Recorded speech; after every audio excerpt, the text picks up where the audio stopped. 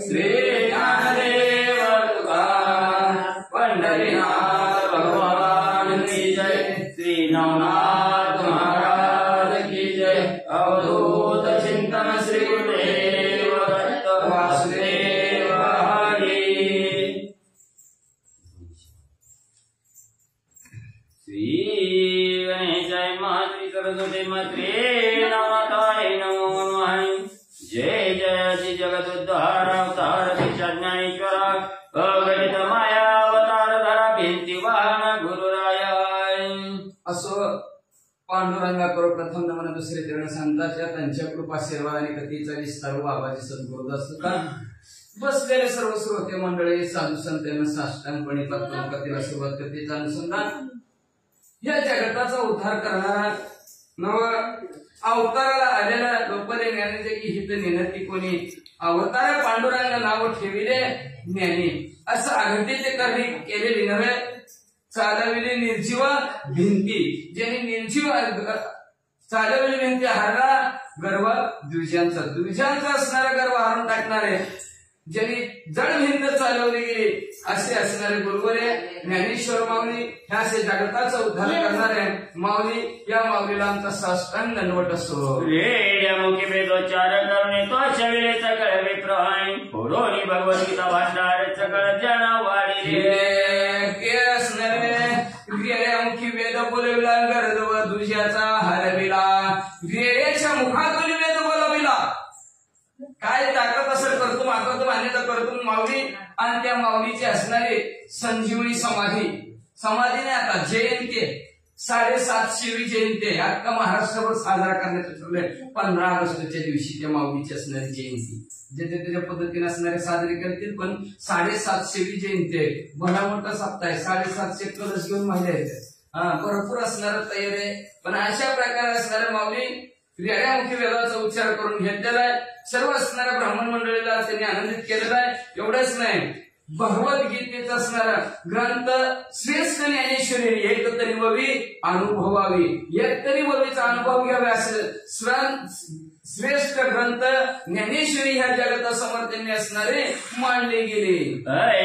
कवी महाराज तरी मम कामनेचे धरणी तो ग्रंथार्थ विपुल सुरच वैखरी असे असणारे महाराज तुम्ही आमची असणारी मनात इच्छा आहे की तुम्ही आमच्या या ग्रंथाच्या ठिकाणी यावं आणि आमच्या मुखातून सुरस आणि गोड कथा बोलून घेण्यासाठी माऊली तुम्ही आशीर्वाद द्यावा अशी विनंती ग्रंथ करते माऊलीला करू लागले।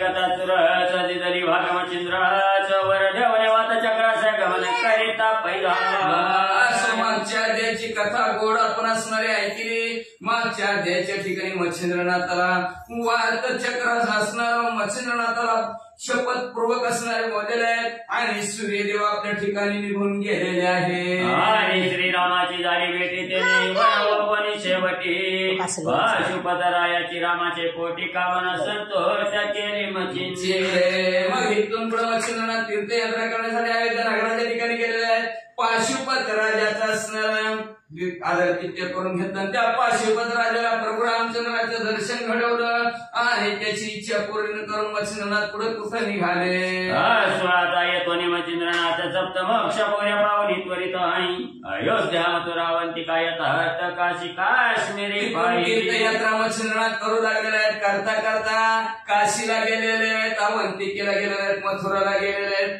काश्मीरी अशी सप्त मोक्ष त्या गावाला गेले की मोक्ष प्राप्त होतो असं सप्त मोक्षांना गेलेला आहे। मिथिला प्रयाग गया सुरत तेथे नवनी विष्णू पदासाय अन्य तीर्थ करुणी बांगलादेश चंद्रगिरी सत्व पाताला मग तिथून असणार म्हणजे मिथिला नगरीला गेलेला आहे प्रयागाला गेलेला आहे गयेच्या ठिकाणी असणार स्नान केलं तिथं म्हणजे असणार विष्णू पदाला साष्टांग दंडवत घातला आणि तिथून बंगाल देशामध्ये असणारा चंद्रगिरी नावचं गाव आहे त्या गावामध्ये मच्छिंद्रनाथांची स्वारी केली गावात करिता विचारना तो सर्व प्रकारे दयाळू ब्राह्मण दयाची दृष्टी पडता सदन झाले स्मरण भस्माचे आणि चंद्रगिरी गावात मच्छिंद्रनाथ बसलेले आहेत काही घरोघरी असणारे भिक्षा मागून लागलेले आहेत तेवढ्यात ते सर्व दयाळांचा असणारा ब्राह्मण मच्छिंद्रनाथाला दिसल्याबरोबर ह्याला कुठं बघितलं आपण कुठं बघितलंय असा विचार मच्छिंद्रनाथ करते. तेवढ्यात मच्छिंद्रनाथला आठवलं आपण ह्याच्या घरी भस्माची मुठी दिली होती. मनात म्हणे याच सदनी पुत्र समंत्र संजीवनी वरद भस्मी चित्त करुणी दिली होती निश्चय. निश्चयाने मच्छिंद्रनाथाच्या मनात ठाम निश्चय केला की ह्याच माणसाच्या घरी आपण सूर्यदेवाच्या वरदानाची भस्माची मुठी दिली होती. तरी ते साध्वी विप्रदाया सरस्वती नामे होती दयाय सर्वोपकारी दया द्विज भार्या सुकृत तयांचं सुकृत होतं, त्यांचं पुण्य होतं. स्वरूपदया नावचा ब्राह्मण आणि सरस्वती नावची ब्राह्मण या दोघांचं भरपूर पुण्य होतं. म्हणून त्या पुण्याच्या जोरावर मी त्यांच्या घरी भिक्षा मागायला गेल्यानंतर मी भस्म दिलेलं आहे असं मच्छिंद्रनाथाच्या ध्यानात आलं. द्वादश वर्षे लोटल्या पाठी हे पुन्हा मी येईन शेवटी हरी शिवधुनी भस्माची मोठी सरस्वती हे ते दिदली मन असणारे म्हणलं होतं पुन्हा मी 12 वर्षांनी येणार म्हणून मी भस्माची मुठी त्या सरस्वतीला ब्राह्मणीला दिली होती असं मच्छिंद्रनाथाने विचार मनात केलेला आहे. त्या मायेचा शोध करून पाहुती याचा वरदनंदन हृदय मच्छिंद्रानुन सदना माझे प्रवेश. त्या सरस्वती मायचा आपण शोध घेऊ कसं काय चाललंय तुझं बरं चाललंय का बघू म्हणले आणि तिला विचारू म्हणले 12 वर्ष झालं 12 वर्ष तुझं बाळ कसं आहे हे मुलगा आपण तिला पाहू म्हणून मच्छिंद्रनाथ तिच्या अंगणात गेले. उभा राहुणी प्रांगणी सरस्वती आईशी पुकारी वाणी धवती ऐकून शुभानी बाहेर आली. मच्छिंद्रनाथाने ठरवलं 12 वर्षांनी गेलं तरी घर बरोबर मच्छिंद्रनाथाने ओळखलं. तिच्या अंगणात उभा राहिले आणि अंगणात उभा राहून म्हणले सरस्वती अक्का. लगेच ती गडबडीनं बाहेर आवाज ऐकून आली. केला योग द्रुम भिक्षा घेऊन उत्तम उत्तमाई म्हणे महाराजा भिक्षा अन्न झोळी अशी अक्काला हाक मारल्याबरोबर अक्का घरात गेली असणार. लगेच तांदळाने भरलेलं ताट काय असं भिक्षेसाठी तिनं ताट पात्र भरलं गेलं आणि महाराजांच्या जवळ गेले. महाराज म्हणजे ही घ्या भिक्षा. इंद्र म्हणे शुभानी तव नाम काय ते ऐकू दे कानी ये म्हणे सरस्वती अभिदानी लोकपचारे मग मच्छिंद्रनाथ म्हणले असणार हे शिवानाने भिक्षा घेऊन आली बरंच म्हणजे चांगलं आहे चांगली वृत्ती आहे म्हणजे असणार दान धर्म करण्याची. पण तुमचं नाव काय आहे अक्का म्हणजे अहो ती म्हणजे माझ्या ह्या देहाला सरस्वती म्हणतात. उपरी मच्छिंद्र बोले तिथे नाम काय तव भ्रतारा ते ये म्हणे सर्व त्याचे दयाळ प्रति म्हणतात. बरं तुमचं नाव सरस्वती आहे का पण तुमच्या मालकाचं नाव काय आहे ती म्हणजे आमच्या गावात सुरले त्याला दयाळपती म्हणतात. म्हणे तुम्ही कवन जाती गौरवे प्रमाणे ते सरस्वती हर्ष ऐकून कोणाची ते मिळाले तेव्हा नाताच्या. 12 वर्षानंतर शरीरात बदल होतो चेहऱ्यात बदल होतो कोण गोरं पडते कोण काळं पडते कोण हडपड होतं तर कोण चालत होते कोण कोणाला चालत काय बदल होतो 12 वर्षात मध्ये असणारा. मग मच्छिंद्रनाथाने म्हणजे 12 वर्षानंतर गेला विचारला का तुमचं नाव सरस्वती आहे आलं बरोबर आहे सरस्वतीच आहे. मग म्हणजे त्याचं नाव दयाळपती बरोबर आहे. मग म्हणजे अक्का म्हणजे तुमची जात कुठल्या म्हणजे ब्राह्मण आहे पण कुठल्या ब्राह्मणातली आहे ती म्हणजे गौर ब्राह्मण आहे. गौर ब्राह्मण सर्व दयाळ सरस्वती मच्छिंद्रनाथ म्हणजे हीच घर आहे भस्माची मोठी दिलेलं. मच्छिंद्र म्हणे माय आई कदाई कोटे तव बालकाय म्हणे पुत्र मुख पाहिले नाही अद्यापी. मच्छिंद्रनाथ म्हणजे माई ऐक माई म्हणतात तिला म्हणजे माय ऐक बाळ दाखव की तुझं म्हणजे काय सांगायचं महाराज तुम्हाला म्हणजे अजून पोराचा चेहराच बघितला नाही. कवी परी तो पुत्र कैसा रामर माझे सोडीला कैसा तेज पुंजनी महेश ऐसा पुत्र असेल की दाखवू लवकर असणार तो मुलगा म्हणजे असणार. मच्छिंद्र म्हणे बोल शिका खोटे बरदवत माझी दिदलीची उठाय बस म्हणून त्या संजीवनी पीठ पुत्र रूपीचे दर्शवी. म्हणजे महाराज अजून पोरगच बघितलं नाही पोरगच चेहराच बघितला नाही. नाथ महाराज बोले खोटं बोलते का म्हणते खोटं बोलू नकोस म्हणते मी ती भस्माची मुठी म्हणजे साधी नव्हती म्हणले ती भस्माची मुठी म्हणजे असणारी संजीवनी पाठवता 100% मुलगा होणार अशा प्रकारची ती भस्माची मुठी होती. तू नाही कस काय म्हणते दाखव लवकर. कवी परी तो पुत्र कैसा रामर माझे सोडीला कैसा तेज पुंज अनिल अनिल महेश ऐसा पुत्र असेल की. काय साधं सुद्धा पोर काय काय म्हणजे असणार. मच्छिंद्रनाथ म्हणून अजरामर असा पुत्र आहे त्याला कधी मरलंच नाही अजरामर असणारा मुलगा आहे. वंश महादेवजी सारखा असणार आहे म्हणजे तो पोरगा म्हणजे असणार दाखव म्हणलं पुत्र लवकर खोटं बोलू नको भस्माच्या मोठी ऐकता वाणी गुणयुक्त झालेली चांदिनी परिभस्माच्या मोठी ते उकिला भुवनी सांदिले अन्याय वाटला लगेच भस्मा संजीवनी त्याच्यामध्ये होत भस्मावर मंत्र होता भस्म म्हणलं की 4 दिवशी त्याला तयार झालं खरं पालतशी बाबा 12 वर्षांमध्ये त्यांनी भस्म दिलं होतं की पण मी म्हणजे माझ्याकडून भला मोठा अन्याय झाला लय मोठी चूक झाली भस्म उचललं आणि उकिऱ्यात टाकलं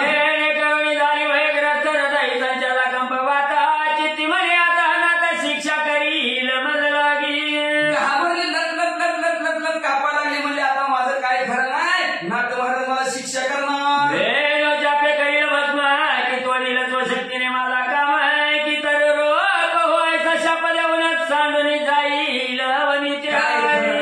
आता मला मध्ये आता शाप देतील जग भस्म हो मी आता धडा जळून जागेवर भस्म होईल असणार किंवा त्याच्या शक्तीने माझे असणारे सर्व काम संपून टाकेल नव आता ते महाराज म्हणजे भस्माचे हातात घेतील काहीतरी पुटपुटतील मंत्र म्हणतील आणि मला म्हणतात झाड हो आता मी झाड होणार काय करू बुद्धी पाचवणी घेतली आहे कधी तगडी निवाणी ही कानपटाची विपरीत करणी अविद्या नवी असती मी असणारी अल्पबुद्धीची जर बुद्धिमान असते तर बसलीस काय काट्यावरच्या माणसाला यायचे घरातून बसली दिसते का मी आधीच म्हणजे अल्पबुद्धीत होते आणि शेजारणी जवळ गेले आणि त्या शेजारणीला सांगितलं असं असं झालंय म्हणून तर ते शेजारणीला जास्त सांगितलंय ती लय विद्यामध्ये असणारे पारंगत असते म्हणजे काय करतात काय सांगितलं शेजारणीनं नाटकाच्या टका कुडे अपार कपट जाणती दुर्गुण परम पापी जाय पावन उत्तम बरबट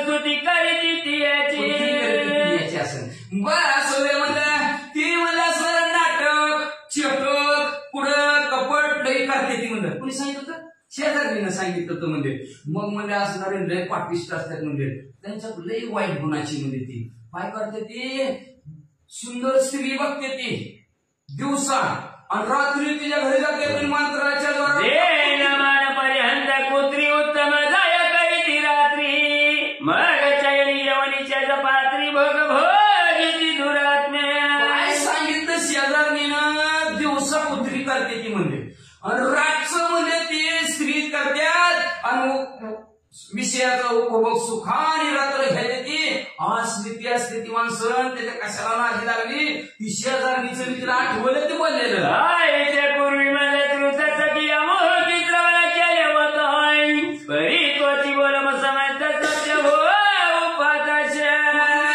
माणसं जी काय असणाऱ्या सर्व स्त्रिया आहेत ना शेजार पाजारीनं त्यांचंच ऐकलेलं ध्यान झालं हो मला म्हणजे आता म्हणजे नक्की ती खरं होतंय काय की त्यांचं बोललेलं आता महाराज मला काय करतील आता कपाळ कुठे केवणार ते होऊ शकाय कान फाट्या करून टक्के दशा करील की माझी आता माझं नशिबात फुट करून असणार मी तरी काय करणार माझ्या नशिबात नसतो म्हणजे होणार जसं होईल तसं होईल म्हणजे आता या महाराजांनी म्हणजे असणार माझं काय कसं काय करायची दशा काय अवस्था माझी करायची ती करू दे बाबा असं तिला मला ठरवलं कवन उपाय काही सूचना करू काय हा वळत धरणीचा मायत साधून आला परत कोणाला सांगून काय ह्याच्यावर उपाय करून काय सुचवून जर शेजारणीला सांगा तो आला 12 वर्ष म्हणून पोरग दाखी म्हणतोय बघ आता शेजारच्या सांगते का दाखवी शेजारचं मग म्हणतात का म्हणतात आलं का नाही म्हणून जरा लक्ष देऊन ऐकायचं ऐकावे जनाचे करावे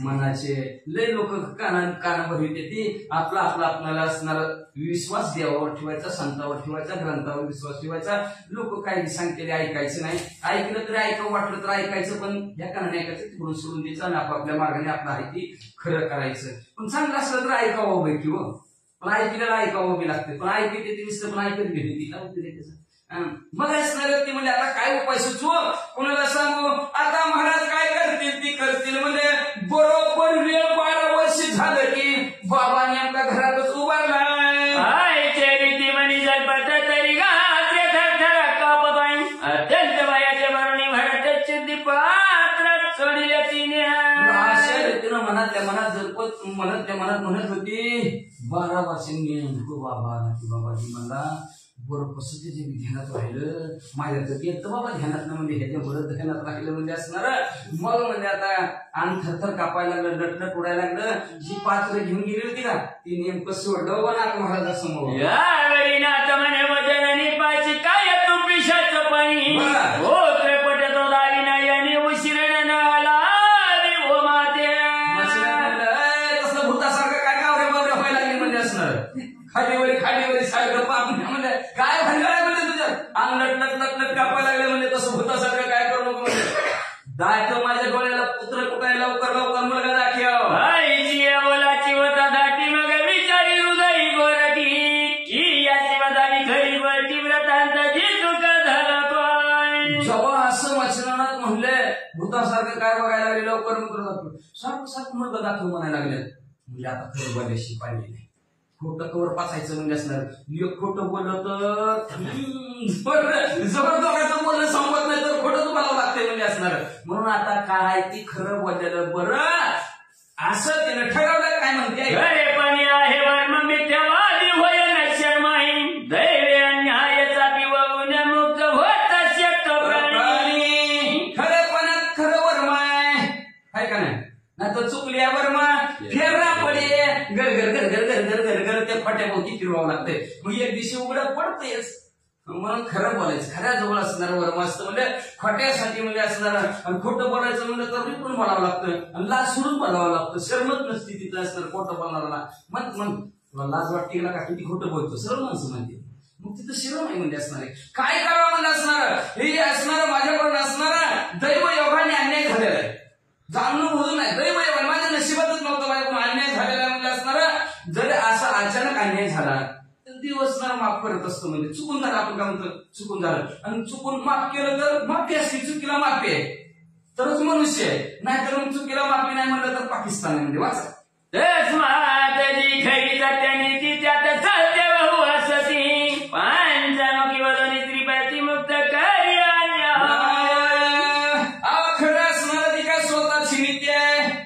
खरं बोललं तरच माणसात असणारं हित होतं 5 मुखाचे असणारे ब्रह्मदेव ती सुद्धा असणार मुक्त आणि अन्याय होण्यासाठी खरं बोलते सत्य साच खरे नाम विठोबाचे बरे म्हणून सत्य बोल सत्य बोल सत्य खरं बोलायचं खोटं बोलायचं नाही असं तिनं ठरवलं तस्मात लावा जावं प्राण पुढे यावं काय जगल नाही परी सत्यवाचे खरे वाचन व्रतांत झाला तैसा वधू सत्य परेशान होता है लेकिन पराजित नाही होता खरं बोलणाराचं थोडी वेळ जरा माणसाला खटक ते पटत नाही पण शेवटी सत्याचाच विजय असतो मग तसं तिनं ठरवलं आपण सत्य बोलायचं सत्याचाच विजय होत असतो असं तिनं ठरवलं आणि ठरवून म्हणजे असणार काय बी करायचं पण आता खोरं बोलायचं मग दिहे जाऊ राहू प्राण गेला तरी बेहत्तर पण जी काय खरं झालंय ते असणार आपल्या वाचनी नाथ महाराजांना समासा विचार केला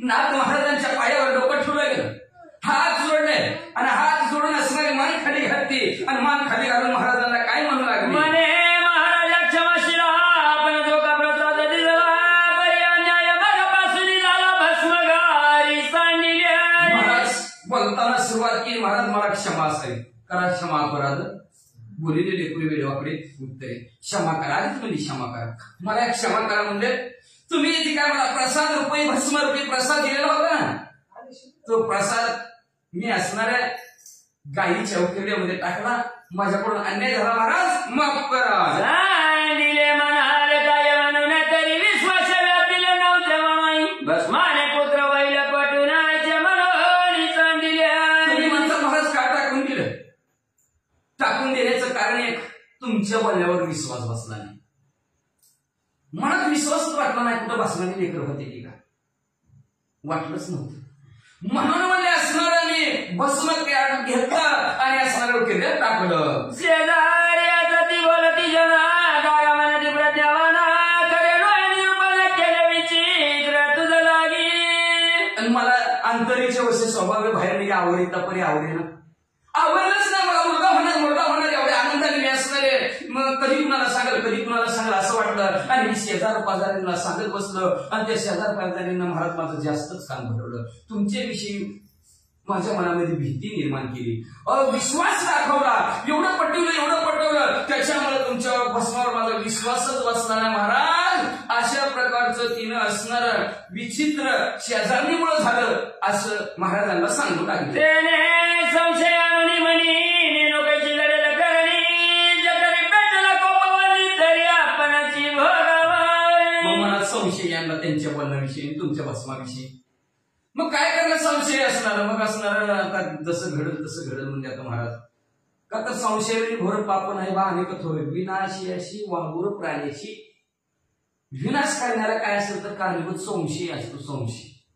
संशयामुळे असणार सर्व हानी माणसाची होती. म्हणून संशय संशयाच्या फिटल्या गाठी पोटी झालं निर्मळ. संशय संपला अंतःकरणात की माणूस निर्मळ होत असतो. मग मला असणार हे संशयामुळे असणार माझ्या मनात संशयाला मग भस्माची म्हण टाकली. आता जसं घडल तसं घडल महाराज म्हणजे असणार तुमचा जो काय असणार राग रूपी आग्ने ती समजा आपला असणार रागाला आणि आपल्या पोटात आग लागली रागाची. कुणाला सहन करायचे आपण आपल्यालाच रागायची का नाही. राग घेत मग जरी समजा असणार रागाला पुढच्या राग काढता येत हवी त्याने आज खाऊन घेतली उद्या परवा दिवशी 4-5 हाणलंच आहे. ती बदला घेतल्याशिवाय राहतच नाही. म्हणून असणार किती असणार राग रूपी असणारा अग्नियाला तरी आपणालाच भोगायचंय, दुसऱ्याला भोगावं लागतच नाही. का तर मला वाटतं ती काय म्हणते माहिती का रागाचा माणूस राग आलेला असते म्हणते मला रागात काय कळलंच नाही, मग आपलं काय तपलं काय कळलंच नाही त्याच्यामुळे असं झालं. पण पुन्हा भोगावं कुणाला लागतं. ज्याला राग आला त्यालाच भोगावं लागतं. म्हणजे वाचा त्याकरिता परमायिता परग्राही निर्वावे का यथार्थ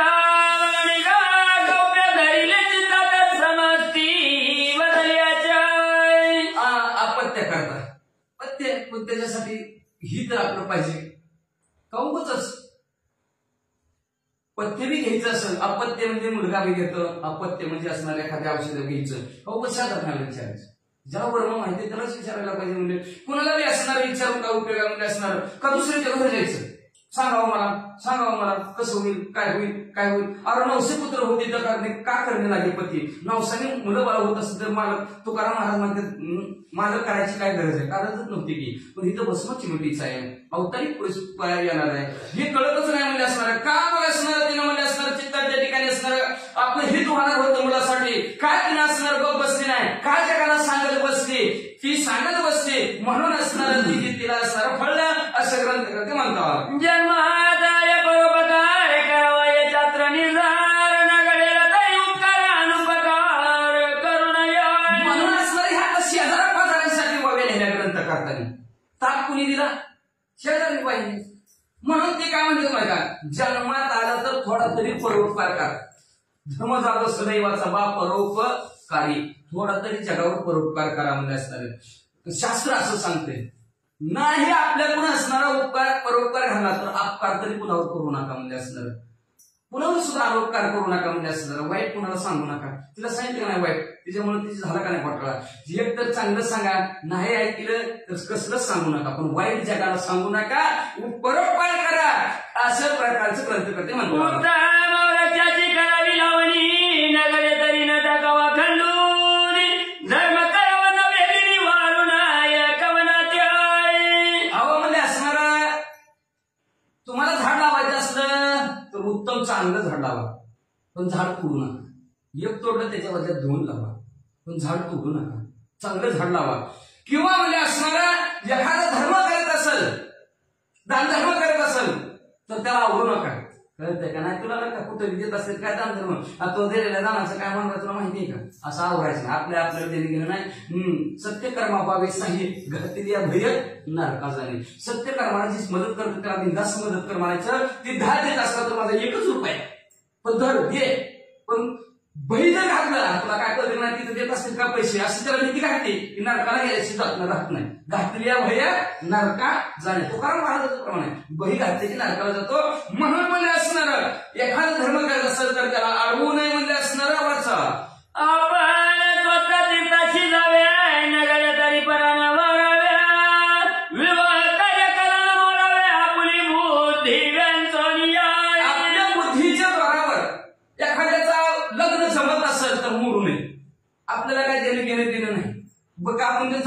चांगलं नका, मुलगा चांगला आहे, मुलगी चांगली आहे. आणि कसं माहिती सांगितलं कधी खरं बोलावं.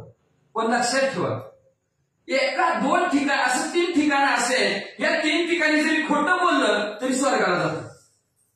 एक मुलीविषयी, म्हणजे मुलगी चांगली आहे, एखाद्याने विचारलं मुलगी चांगली आहे का, हो चांगली आहे, व्यवस्थित आहे, खरा, तिथं खोटं बोललं तरी स्वर्गाला जातं. ब्राह्मणाच्या विषयी, ब्राह्मण कसला का असाना चांगलाच आहे म्हणायचं, तिथं खोटा जरी असला, वाईट जरी असला आणि आपण खरंच आहे म्हणलं तरी तिथं स्वर्गाला जातं. आणि गायीच्या विषयी, आता एखाद्या खाटी गायीच्या पाठीमागे लागला, खाटकाने सांगितलं, विचारलं गाय कुठे गेली, इकडे गेलेली असते, आपण सांगायचं पाराकडे गेली, पुढ्याकडे नाही गेली, पाराकडे गेली म्हणायचं. गाय गेलेली असते कुठं, पुढ्याकडे. आपण खोटं काय बोललो, पाराकडे गेली, गायीचा जीव वाचला, त्याचं पुण्य आपल्याला लागतं. आणि मग ती खोटं जरी बोललं तरी स्वर्गाला जातं. या 3 ठिकाणी खोटं बोललं की स्वर्गाला जातं, आणि बाकीच्या ठिकाणी खोटं बोललं की नरकाला जातं. म्हणून असणार खोटं, 3 ठिकाणी खोटं बोलायचं, बाकीकडे कुठं खोटं बोलायचं नाही. म्हणून असणार लग्न कार्य कधी कुणाचं मोडू नये आपल्या बुद्धीच्या जोरावर. आणि एवढंच नाही, आपण स्वतः तीर्थाला जावे बरं का, स्वतः तीर्थाला तर जावे. आणि न घडे जरी आपल्याला जाणवत नसलं तर दुसऱ्याला तर जाऊ नये म्हणते. दिंडीतच जाते ते, घरदार वाटते ते, तिकडं दिंडीतच असं म्हणते ती माणसं. असं म्हणायचं नाही.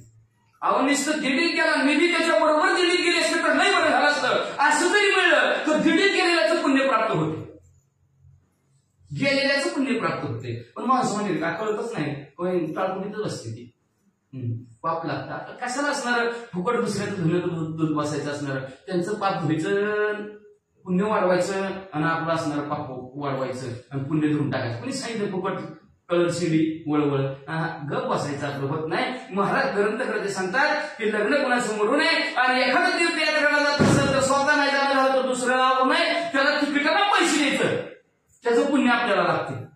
तिकिटाला नाही द्या, थोडं 4-5 की माझा देवाला काय असते ते 10-5 रुपये, तरी त्याचं पुण्य आपल्याला लागतंय. पण कुणाला जाऊ नये म्हणून वाचा. गवतानी करू दाता चोरी, ते तेरंतून यवय करी, तस्करा ते मारता अधिकारी आरत्या ते होऊ नये. गाय चोरी करायला लागली म्हणजे एखाद्याच्या धानात पडली सांगायचं ना, काय तुमच्या धानात पडली, गायची चोरी सांगायची नाही. किंवा दुसरं सांगितलं चोरी केली आणि चोरी तुझी म्हणून गावातली माणसं त्याला मारायला लागले, अडवायचं नाही. बिलच मारते, आपल्याला काय घेणं दिलं नाही म्हणजे वाचा. सुद्धा पाशी पित्याचे अवगुण चांगली न करावे म्हणाची ना, तुझ्या पाशी सासू ही न म्हणून कदापि. संसारातही ग्रंथकर्ते सांगतात म्हणजे असणार, मुलाजवळ तुझा बाप असलाच आहे, बाप असलाच आहे कधीच म्हणायचं, जसं असेल तसं असेल. मुलाजवळ त्याच्या बापाचं असणार कमीपणा जास्तपणा कधीच अवगुण कधी सांगायचं नाही. म्हणजे एवढंच नाही, सुनाजवळ आता बसायची किशात नाही, तुझी सासू असलीच आहे आणि तुझी सासू तसलीच आहे, असं सुनेजवळ सासूचा हिंगपणा सांगू नये म्हणजे पाप होतं. वाचा. खूप तळावे मळे बघाई तकरीता मारू नये कवनात्या, कोणी कीर्तनाची असतील जाता येऊ नये तयासी.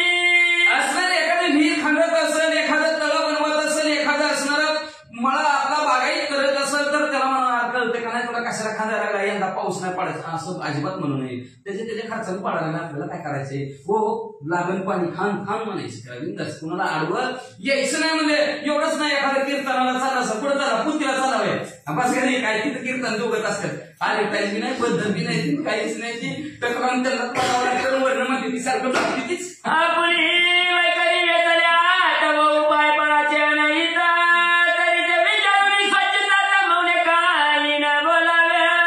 लक्षात ठेवा, आपली वैखरी असणारे आपण बोलल्याबरोबर पुढच्याच्या असणाऱ्या चित्ताच्या ठिकाणी राग येणार नाही किंवा तुमचा आत्मा दुखावला जाईल असं कधी बोलू नये.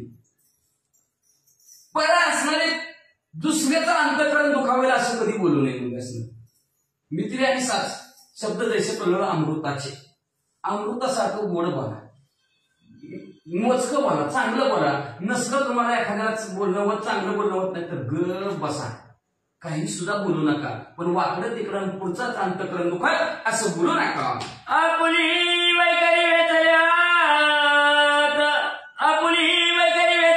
तव उपाय पराचे नाही तरी ते विचारून स्वच्छता मौने काही न बोलावे. ऐचे जाणून सरस्वती सत्य बोलली ती युवती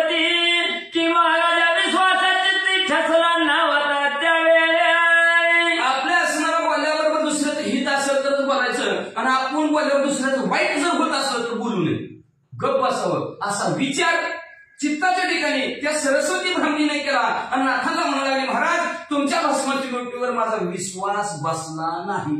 ऐशी युक्ती प्रयुक्ती करून बाबा बाविद्र दिव्यांचोर जेणे जनाच्या वर कल्याणात्वाचे अर्थ करावा. मग आता महाराज म्हणजे माझा काय त्याच्यावर विश्वास बसला नाही. मग आता कसं आहे, तुम्ही साधू संत कसं आहे, तुमची असणाऱ्या युक्ती प्रयुक्तीने म्हणजे तुमची ज्ञानाच्या द्वारावर आणि तुम्ही असणारा भाव तुमच्या अंतःकरणातला त्याच्यावर असणारा नेमका मुद्दा लक्षात घेऊन म्हणजे असणार जगाचं कल्याण कसं होईल ते तुम्हाला ठाऊक म्हणजे असणार. तशा प्रकारचं तुम्ही असणार इथे आमच्या विषयी करा असं ती सरस्वती ब्राह्मणी म्हणू लागली.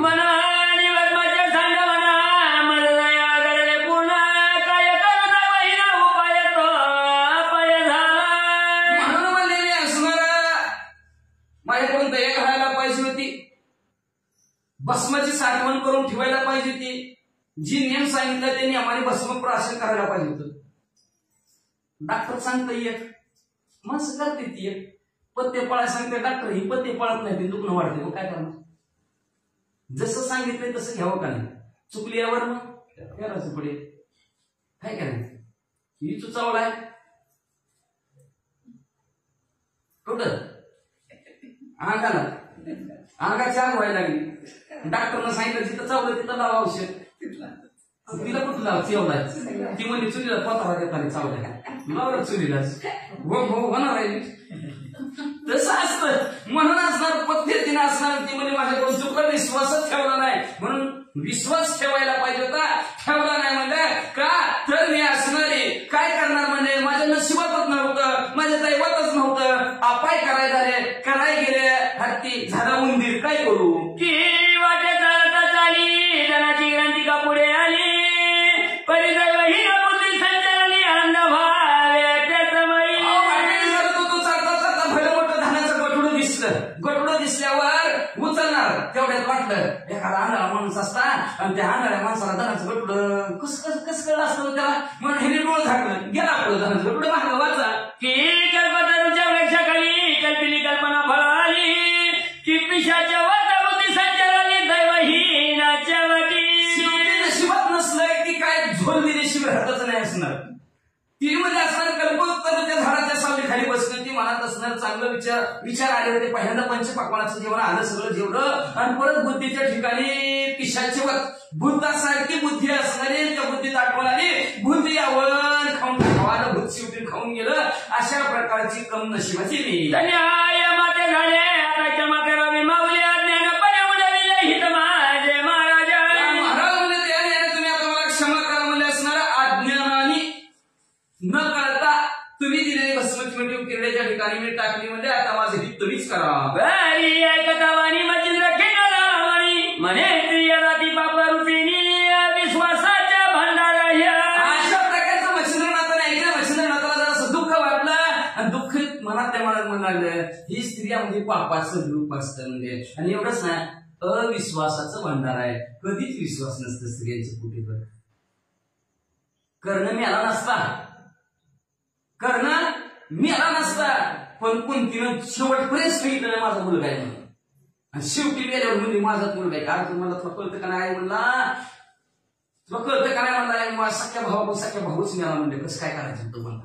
मग तेव्हापासून धर्मराजांनी सांगितलं स्त्रीच्या पोटात काय राहणार नाही म्हणून ती असणार पोटात तवा नाहीतरी गाठ करून धरून ठेवायच्या. अशा प्रकारचा विश्वासाचा भंडार स्त्रिया कुठल्याच गोष्टीवर विश्वास पटत नाही, लवकरच पटत नाही. अहो एखादं दुखणं येऊ दे 50 डॉक्टर बघते पण विश्वास कुणावर नाही माझा. त्याच्या पदाच्या विधी आपण दुसऱ्याचा पूर्वदाशी. आपलं कल्याण कशात होईल, हित कशात होईल आणि अहित कशात होईल कळतच नाही स्त्रियांना. काहीच कळत नाही म्हणजे असणार. भलतीच नावं ठेवणार, काही करणार आपल्याला मनाला वाटेल तीच मनाला असणार. आणि एवढंच नाही आपल्या बुद्धीच्या द्वारावर 21 कुळ्या बापाकडच्या आणि सासऱ्याकडच्या 21 कुळ्या असा 42 कुळ्या त्यांना स्त्री करते. कुठं कुठली तरी करते बरं का. आणि कुठली स्त्री 42 कुळ्याचा उद्धार करते. काय तिच्या कळा नाही उगाची राबी भागायचा वृक्षापाचे विवणीचा. स्त्रियाच्या संघ किंचित सुद्धा लाभ नाही. काय लाभ आहे चालले गेले पुतीला पुती ऐकतात, भजन करतात, कीर्तन करतात, लय त्यांचं लय लय पुण्याचं काम करतात, दानधर्म करतात, पुण्याचं काम करतात, म्हणून त्याच्यात अर्ध मालकाला अजिबात नाही. पण माणसाने पोती वाचू द्या, माणसाने पोती ऐकू द्या, माणसाने असणारं नामस्मरण करू द्या, नामभजन करू द्या, माणसाने असणारं पुण्य केलं की अर्ध पुण्य आपोआप बायकोला जातं. तिचं नावच आहे अर्धांगिनी, अर्धांग मालकाचं. मास्तरच्या बायकोला मास्तरी म्हणतात, मास्तरच्या बायकोला म्हणतात का कोण? मास्तर म्हणतात का तिच्या नवऱ्याला? नीट नाही, अर्ध आपोआप जातं. डॉक्टरची बायकोला सुई कशी लावायची माहित नसते, पण तिला डॉक्टरीन म्हणते. मास्तरची बायको आला नसली तरी मास्तरीन म्हणते. आहे का नाही? अर्ध पुण्य जातं. स्त्रीच्या संग किंचित सुद्धा लाभ नाही. माणसाच्या संगतीत लाभ तरी आहे, पण स्त्रीच्या किंचित थोडा सुद्धा लाभ नाही असणार. मच्छिंद्रनाथ म्हणतात एवढाच नाही म्हणजे असणारा, त्यांच्या बरोबर असणारा काही असणारा सर्व अनहितच आहे. हिताच्या गोष्टी अजिबात नाहीत. म्हणले उगच म्हणले बहाड्याच्या बैलासारखं सकाळपासून झोपेपर्यंत निस्तरा व्हायचं.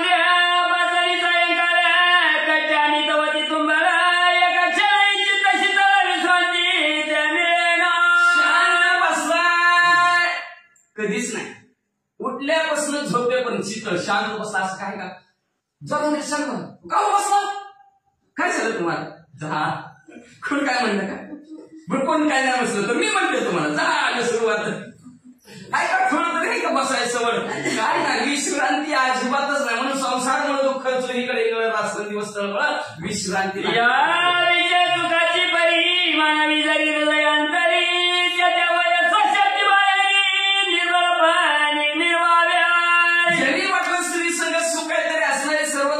शक्ती संपत्ती शेवटी निर्बळ मनुष्य होतो.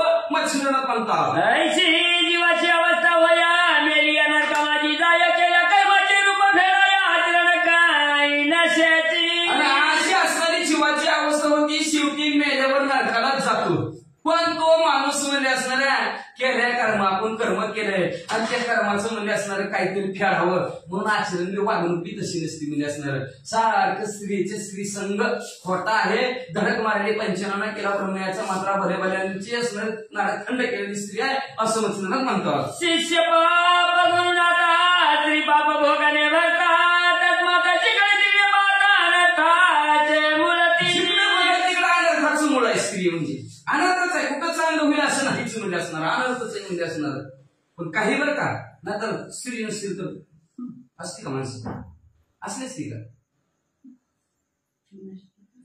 नाग से नागिन बुरी, नागिन से स्त्री.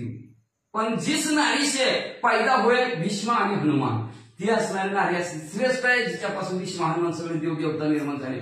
श्रेष्ठ असते. पण काही अपवाद असतात त्यांच्यामुळे का असे अविश्वास दाखवतात न द्यावं. त्यांच्याविषयी मच्छिंद्रनाथ मनात बोलून दाखवतात. ती म्हणतात असणारा शिष्याने पाप केलं की गुरुला भोगावं लागतं, स्त्रीनं पाप केलं की तिच्या मालकाला भोगावं लागतं. म्हणून जिकडं तिकडं पाहायला गेलं स्त्री ही अनर्थाचीच मूळ आहे. मच्छिंद्रनाथ म्हणतो स्त्रियांच्या बुद्धी लागे जना तो प्राणी का प्रज्ञाहीन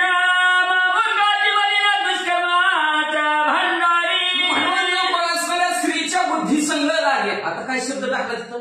बुद्धी संघ बरं का? स्त्रीचा संघ नाही टाकला इथं, स्त्रीच्या बुद्धीने. ठीक आहे ना?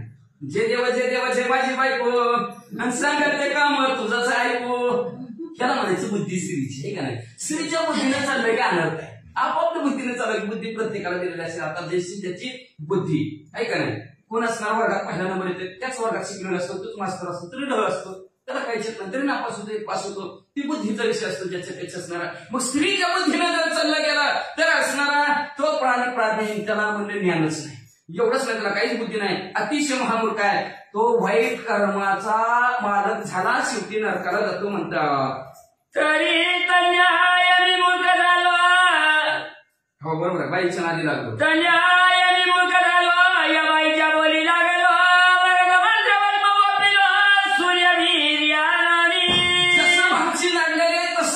माझ्या अवस्था झाली. मी स्त्रीच्या बुद्धीला लागलो. तिनं मला बसवती मोठी मागितली आणि मी असणार सूर्यदेवाच्या वीर्याची भस्मती मोठीला आशीर्वाद म्हणून दिला आणि मी फसलो.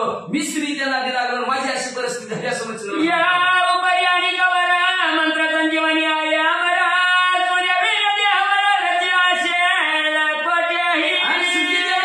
ह्याच्यावर म्हणजे संजीवनी नावाचा मंत्र आहे. कुठं ना कुठं म्हणजे असणारा हा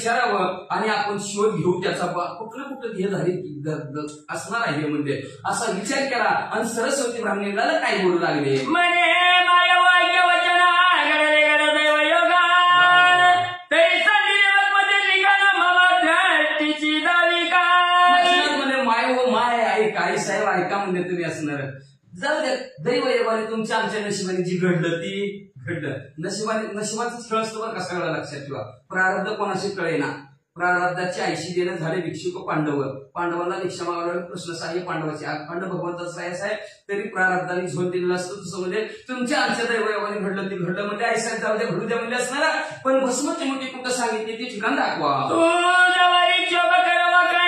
तरी पदरी काही पडत नाही तरी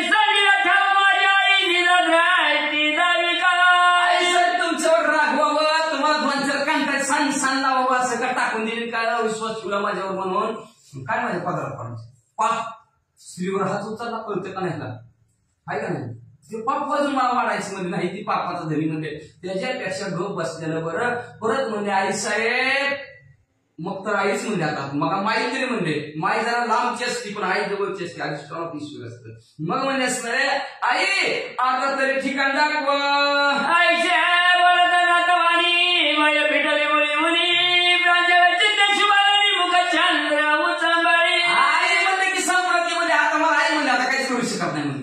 आई म्हणलं की काहीच करू शकत नाही मग असणाऱ्या तिच्या अंतःकरणाच्या ठिकाणी जी काही भीती होती ती संपली आणि भीती असणाऱ्या प्रांजळ असणाऱ्या मनाने आणि चेहरा तिचा फुलला गेला आणि प्रसन्न चेहऱ्याने काय म्हणू लागली महाराजा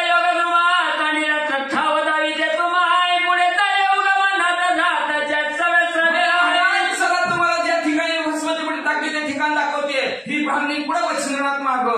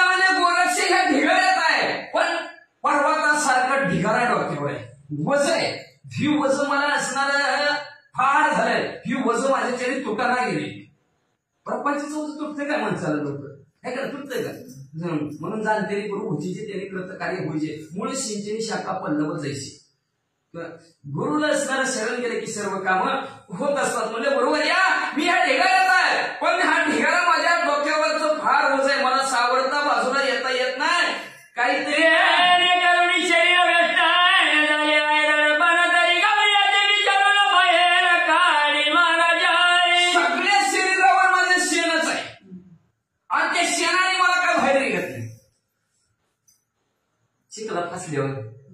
चिखला फासल्यावर जसं हात हलवी तसं रात उलटतंय हात हलवी तसं फसतंय का नाही तसं संसारात आहे जेवढं हात हलवी चाल तेवढं खाली खाली खाली खाली जाणार आणि हात नाही हरिवर निवांत बसलं बरोबर चढणार. मग म्हणजे मी जर असणार या असणाऱ्या क्षणामध्ये हात हलवीत बसलो तर जास्त फसल. 12 वर्ष लागली तर फसले म्हणजे दडपण झालं माझ्या डोक्यावर. म्हणजे असणार मला बाहेर निघता येईना महाराज. लवकरात लवकर असणार तुम्ही बाहेर काढा म्हणल्यावर मच्छिंद्रनाथ काय करता.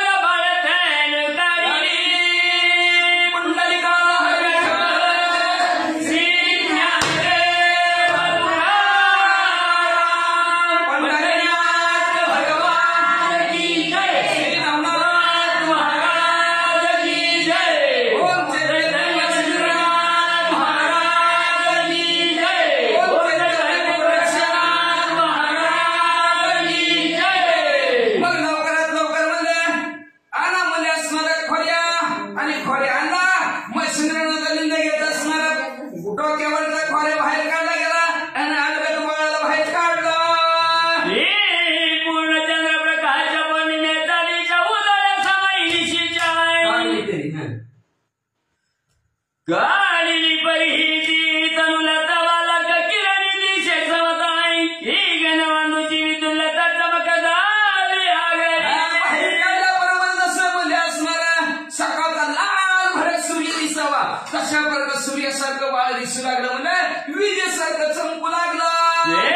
पूर्ण चंद्रप्रकाश पौर्णिमेचा दिशा उदय समय निशीच्या हे तनु गर्भ मदनाचा जगमाजी फिरवला.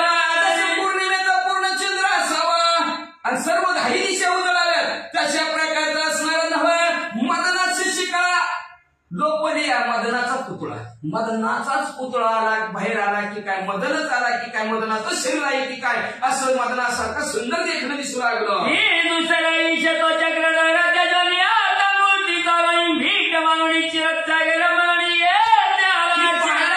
दुसरा मध्ये असणारा शेषावर काय शयन करणारा विष्णू परमात्मा भगवंत तो म्हणजे शेषावर झोपून झोपून काटाळला. म्हणून काहीतरी करावं जागं व्हावं म्हणून गोरक्षनाथाच्या रूपात हित प्रकट झाला असं दिसू लागलं. कुमाकार पदपंकाच्या सकळ आंगोळ्याचे झोपून जाई चंद्रकाळाचा मविराजन के आगला आंगोळी. कुंकुवासारखं लाल भडक पायाचे तळवे होते. चंद्राची द्वितीयची पोरासावी तशी नग होती. गोटी वाचून निळा पूर्व रेखा की इंद्रनीळाची झळकली काय मरघटावर या लौकिका सगळा पोटरी विराजा. निळा असणारा जसं इंद्रधनुष्य असावा तशा प्रकारच्या घोटावता मला असणार एवढंच नाही. मनगटाला लौकिक ज्याचं लौकिकच करतात अशा मनगट होतं पोटऱ्या सरळ करताच्या काळ्यासारखं गुडघ्यावरी जाणू चळताच्या तंबकदळीच्या उभय सरोई त्यावरी कधी तटाची निर्मल हरिजामा हरिमाता समाधानावी. मनमध्ये असणाऱ्या गुडघ्याच्या वर असणाऱ्या ज्या मांड्या अतिशय सरळ कर्दळीची गाभा असाव्या तशा प्रकारच्या मांड्या सरळ होत्या. मध्ये असणार एवढंच नाही कंबर तर कशी होती मध्ये असणारा हरणाचा असणारा किंवा सिंहाचा माज जिरविल अशा प्रकारची सिंहाला वाटत होतं माझीच कमर पत्तळ आहे असं सिंहाला वाटत होतं. पण सिंहाच्या कमरापेक्षा जास्त सुंदर कमर गोरक्षनाथाची होती. म्हणजे कटिवरती नाभी धामाच्यावर हृदयाती सुगमाई सुगम परिमित धामाईच्या पहाडी वाटत अशा. आधी स्थळ होतं आधी स्थळाच्या ठिकाणी हृदय होतं. हृदयाच्या ठिकाणी सर्व विद्या परिपूर्ण भरल्यात की नव्हतं विद्येचं बाहेर घडत असं हृदय वाटत होतं. सरळ भाऊकंदीच्या बद्द पर्याय अनुभव दिसय काही बया माझी जगता बद्द उभ्या करणारी मिरवती. सरळ असणारे हात होतं म्हणजे एवढंच नाही अजानुभव दिसून गुडघ्याच्या खाली हात होतं म्हणजे सर्व जगाताला खडदळीचा गावाचा हे टीका असं दिसत होतं. त्या आंबळ्या सरळ प्रकार तया कागरी नख उघडतमाई त्याच्या उत्तम कोरदाईशी द्वितीयचे त्याच्यावर असणारं बोटं होती सुंदर. नख तर चंद्राच्या द्वितीयच्या कोरेसारखी अतिशय उत्तम दिसत होती. स्वस्कंदा माझी गिरीवाचा कडक वाचिता बीज गावी सबळाई तयावरी अनुमती निर्मला जर बहारी असणाऱ्या खांद्याच्यावर असणारे मान सरळ असणारे वाळवती मध्ये असणारा तशाच प्रकारे असणारा त्यांचं जे काय हनुवटी होती अतिशय सुंदर. आणि हनुवटीच्या वर होट होते डाळिंबाचा बी असावं लाल भडे कसं होट लाल बडा गंधाची वेचाई तारण केवळ चंद्रमूर्ती मागतोय परी आनंद नोया धावणीची तव्याचा धनाच्या विराजा. तशाच प्रकारच्या पांढरे शुभ्र असणाऱ्या दात मध्ये आतमध्ये ओटाच्या आतमध्ये होते. आणि चेहरा म्हणजे साधा सुद्धा नाही, चंद्रासारखा असणारा शीतळ मूर्तिमंत चंद्र चेहऱ्यावर येऊन बसला की काय अशा प्रकारे नव्हा चेहरा म्हणजे वेदशाही शास्त्र 18 पुराण 4 वेदाचं माहेर घरात दिसत होतं. शरणाची कशी कागदावत उभय चक्षु विशालवंतां चक्षु नव्हे त्याच्याशी आदित्य नांदवया पातळी सगळ्यांना असं होतं म्हणजे शुक्राग्रवत पोटाची चोचा सहित तशा प्रकारचं सरळ नाक होतं म्हणजे असणारा दोन्ही डोळे मोठे मोठे चंद्र सूर्य डोळे त्या ठिकाणी बसले की काय असं दिसत होतं. बाळ विशाल कवरी भार पुरला वरती पिंग ठाकरोई ऐसा महाराजाचा लेश्वर उदयाला वाटते. कपाळ होतं पूर्ण केस असणारे डोक्यावर होते पिशा पिंग टाकार असणारा अशा प्रकारचं पिंग टाकार केस होती बरं का विषय मग म्हणजे अशा प्रकारचं सुंदर बाळ जन्माला आलेलं होतं. वर्षी आलो निकचर कोणी पाहत बाल कोणी सरस्वतीने भारी व्यकतरणी सर्व गुण संपन्न बाळ सरस्वती भावनेला बघितलं घेतलं कपडा म्हणून मनात मनेती गोरती हाताने बीज करंडी ऐसा पुत्र माझी या पोटी येता धैर्य मुच्छे दिला. लागेल माझ्यासारखं करून नशिबाचा फुटक्या कापडाचा करंट्या कपडाचं कोणच नाही एवढा माझा सुंदर देखना मला माझ्या पोटाला येणार होता पण तसं नशीब फुटकं उठानी परम तळमळ नेत्री दाटली अपार जोई मोहे करवय काळ रुदन संवादानुवादी. आणि चित्ताच्या ठिकाणी अतिशय दुःख वाटलं कपाळ बळवू लागली आणि बडवता असणारी रडायला लागली आणि आता रडता काय म्हणायला लागली म्हणते का ते पावनी मचिंद्रनाथ ते पावनी मचिंद्रनाथ म्हणे खेळ गाव करी शिवे काय तुझा नव्हता तो सुत मग रडायला लागली की मोठ्या मोठ्याने रडायला लागली म्हणजे या शेजारणीनं बरं नाही केलं गावया आणि मला फसवलं ग बाया येडं शिकवलं ग बाया ऐका नाही असं म्हणत रडायला लागल्यावर मच्छिंद्रनाथ मध्ये का रडू नको म्हणजे असणार अगं तुझ्या नशिबातच नव्हतं ती म्हणते तुला नव्हताच मिळणार म्हणले मग तू त्याच्यासाठी का रडतीस परी उलटणी रचना मार्गस्वान दैव्य विराजा म्हणजे अन्नयोग आपण आपल्या पुरतच केलेलं असते का आपल्या पुरतच केलेलं असते कुत्रा आलं की टाकलं कुत्र्याला पण ते कुत्र घेतय आणि कसा योग असेल तर कधी कधी तीच उलटी करतय आणि प्रतीच खातय अशा प्रकारे तुझी अवस्था झाली. बुद्धिमंत विभागाला शहाळी सासूत आहे आता शोक करीची काव्य तत्वशाप विभाग मिळवीची. तुझा असणाऱ्या तुझ्या नशिबात तुझा मुलगा नव्हता म्हणजे आता रडू नको बघ आणि आता रडताना तुझा आवाज जर वाढला काढू काय भस्माची मोठी काढू भस्माची मोठी म्हणजे शापच देत बघ तुला तरी जाय तू येथोनी नायक कशी शापवाणी माझा कोप प्रत्यक्ष अग्नि ब्रह्मादी कसायना. नीट म्हणले घराकडे म्हणले मला जर रागला ब्रह्मादी देवश्री चंद्रई यक्षगंधर्व किन्नर असेल कुणाला माझा राग आवडत नाही माझ्या रागाने जोडून भस्म होची उठ लवकर आईची वडील क्रूर वाटत स्मृती पावली भय चित्ताई मागे पावलं ठेवणी तत्वतानी सगळा पातळी अशा क्रूर शब्दात रागाने म्हणजे उठती का नाही जाऊन भस्मच करेन म्हणलं मग तो जास्त घाबरले बाबा म्हणले बाबा त्या कालच बाईने सांगितलं म्हणून काय करते ती म्हणजे त्यांचा काय योग नाही टाकून झाडपिडी करून टाकेल म्हणजे आपल्याला टाकून भस्म करून नीट उठले जड अंतकरणाने निघून गेले घरला. गोरक्षनाथच्या यवनी वंदिले श्री गुरु पदाध्याय मचिंद्रनाथ तो प्रसन्नाची त्यानुग्रह गोपित बाळ मूर्ती असणारे गोरक्षनाथ उठले ज्या ठिकाणी मच्छिंद्रनाथ होते मच्छिंद्रनाथाच्या जवळ आले मच्छिंद्रनाथांच्या पाया पडले पाया पडल्याबरोबर मच्छिंद्रनाथांनी गोरक्षनाथला उभा केला आणि मधून मिळतं त्यांना चॅपेचं मग मध्ये लगेच मच्छिंद्रनाथांनी कानामध्ये बीज मंत्र सांगायला सुरुवात केली. देवानी नावीचा कळीवर ओ मी ती एक अक्षर अक्षर संबोधित समग्र आई नारायणी नामचार मंत्र अक्षरम ज्याचा कधी क्षयच नाही असा अक्षर ओम त्यांच्या कानात टाकलं आणि नारायण नावचा मंत्र दिला. श्रीराम जय राम जय जय राम अशा प्रकारचा मंत्र सांगितला.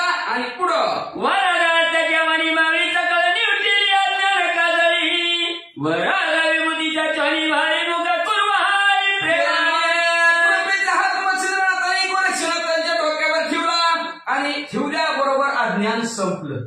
गुरुचं कामच ते असतं की अज्ञान रूपी अंधकारात संपवायचं, ज्ञान रूपी प्रकाशात घेऊन सोडायचं हे काम असतं. ते अज्ञान संपलं. ज्ञान असणाऱ्या अंतःकरणाच्या ठिकाणी प्रविष्ट गोरक्षनाथांचं झालं. लगेच असणारी वरदानाची भस्माची मुठी काढली आणि गोरक्षनाथांच्या कपाळाला लावली.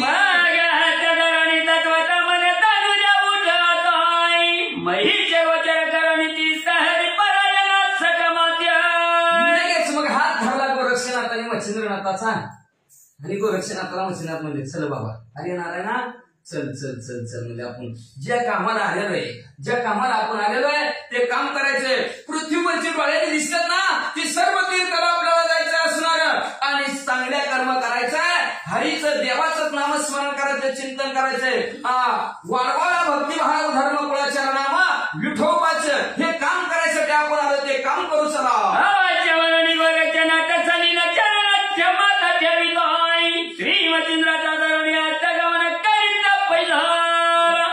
कळलं ज्याच्यासाठी आलोय ती काम करायचे. लक्षात ठेवा. सांगितलं असतं देवी दिला देव भजना गोमटा.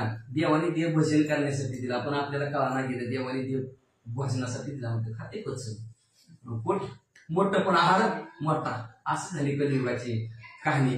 मग म्हणजे असणार भजन करायचं असणार, नामस्मरण करायचं, चिंतन करायचंय. हे मच्छिंद्र गोरक्षनाथाच्या विधानात आलं. लगेच असणार हात मच्छिंद्रनाथाचा धरला आणि निघाले महाराज.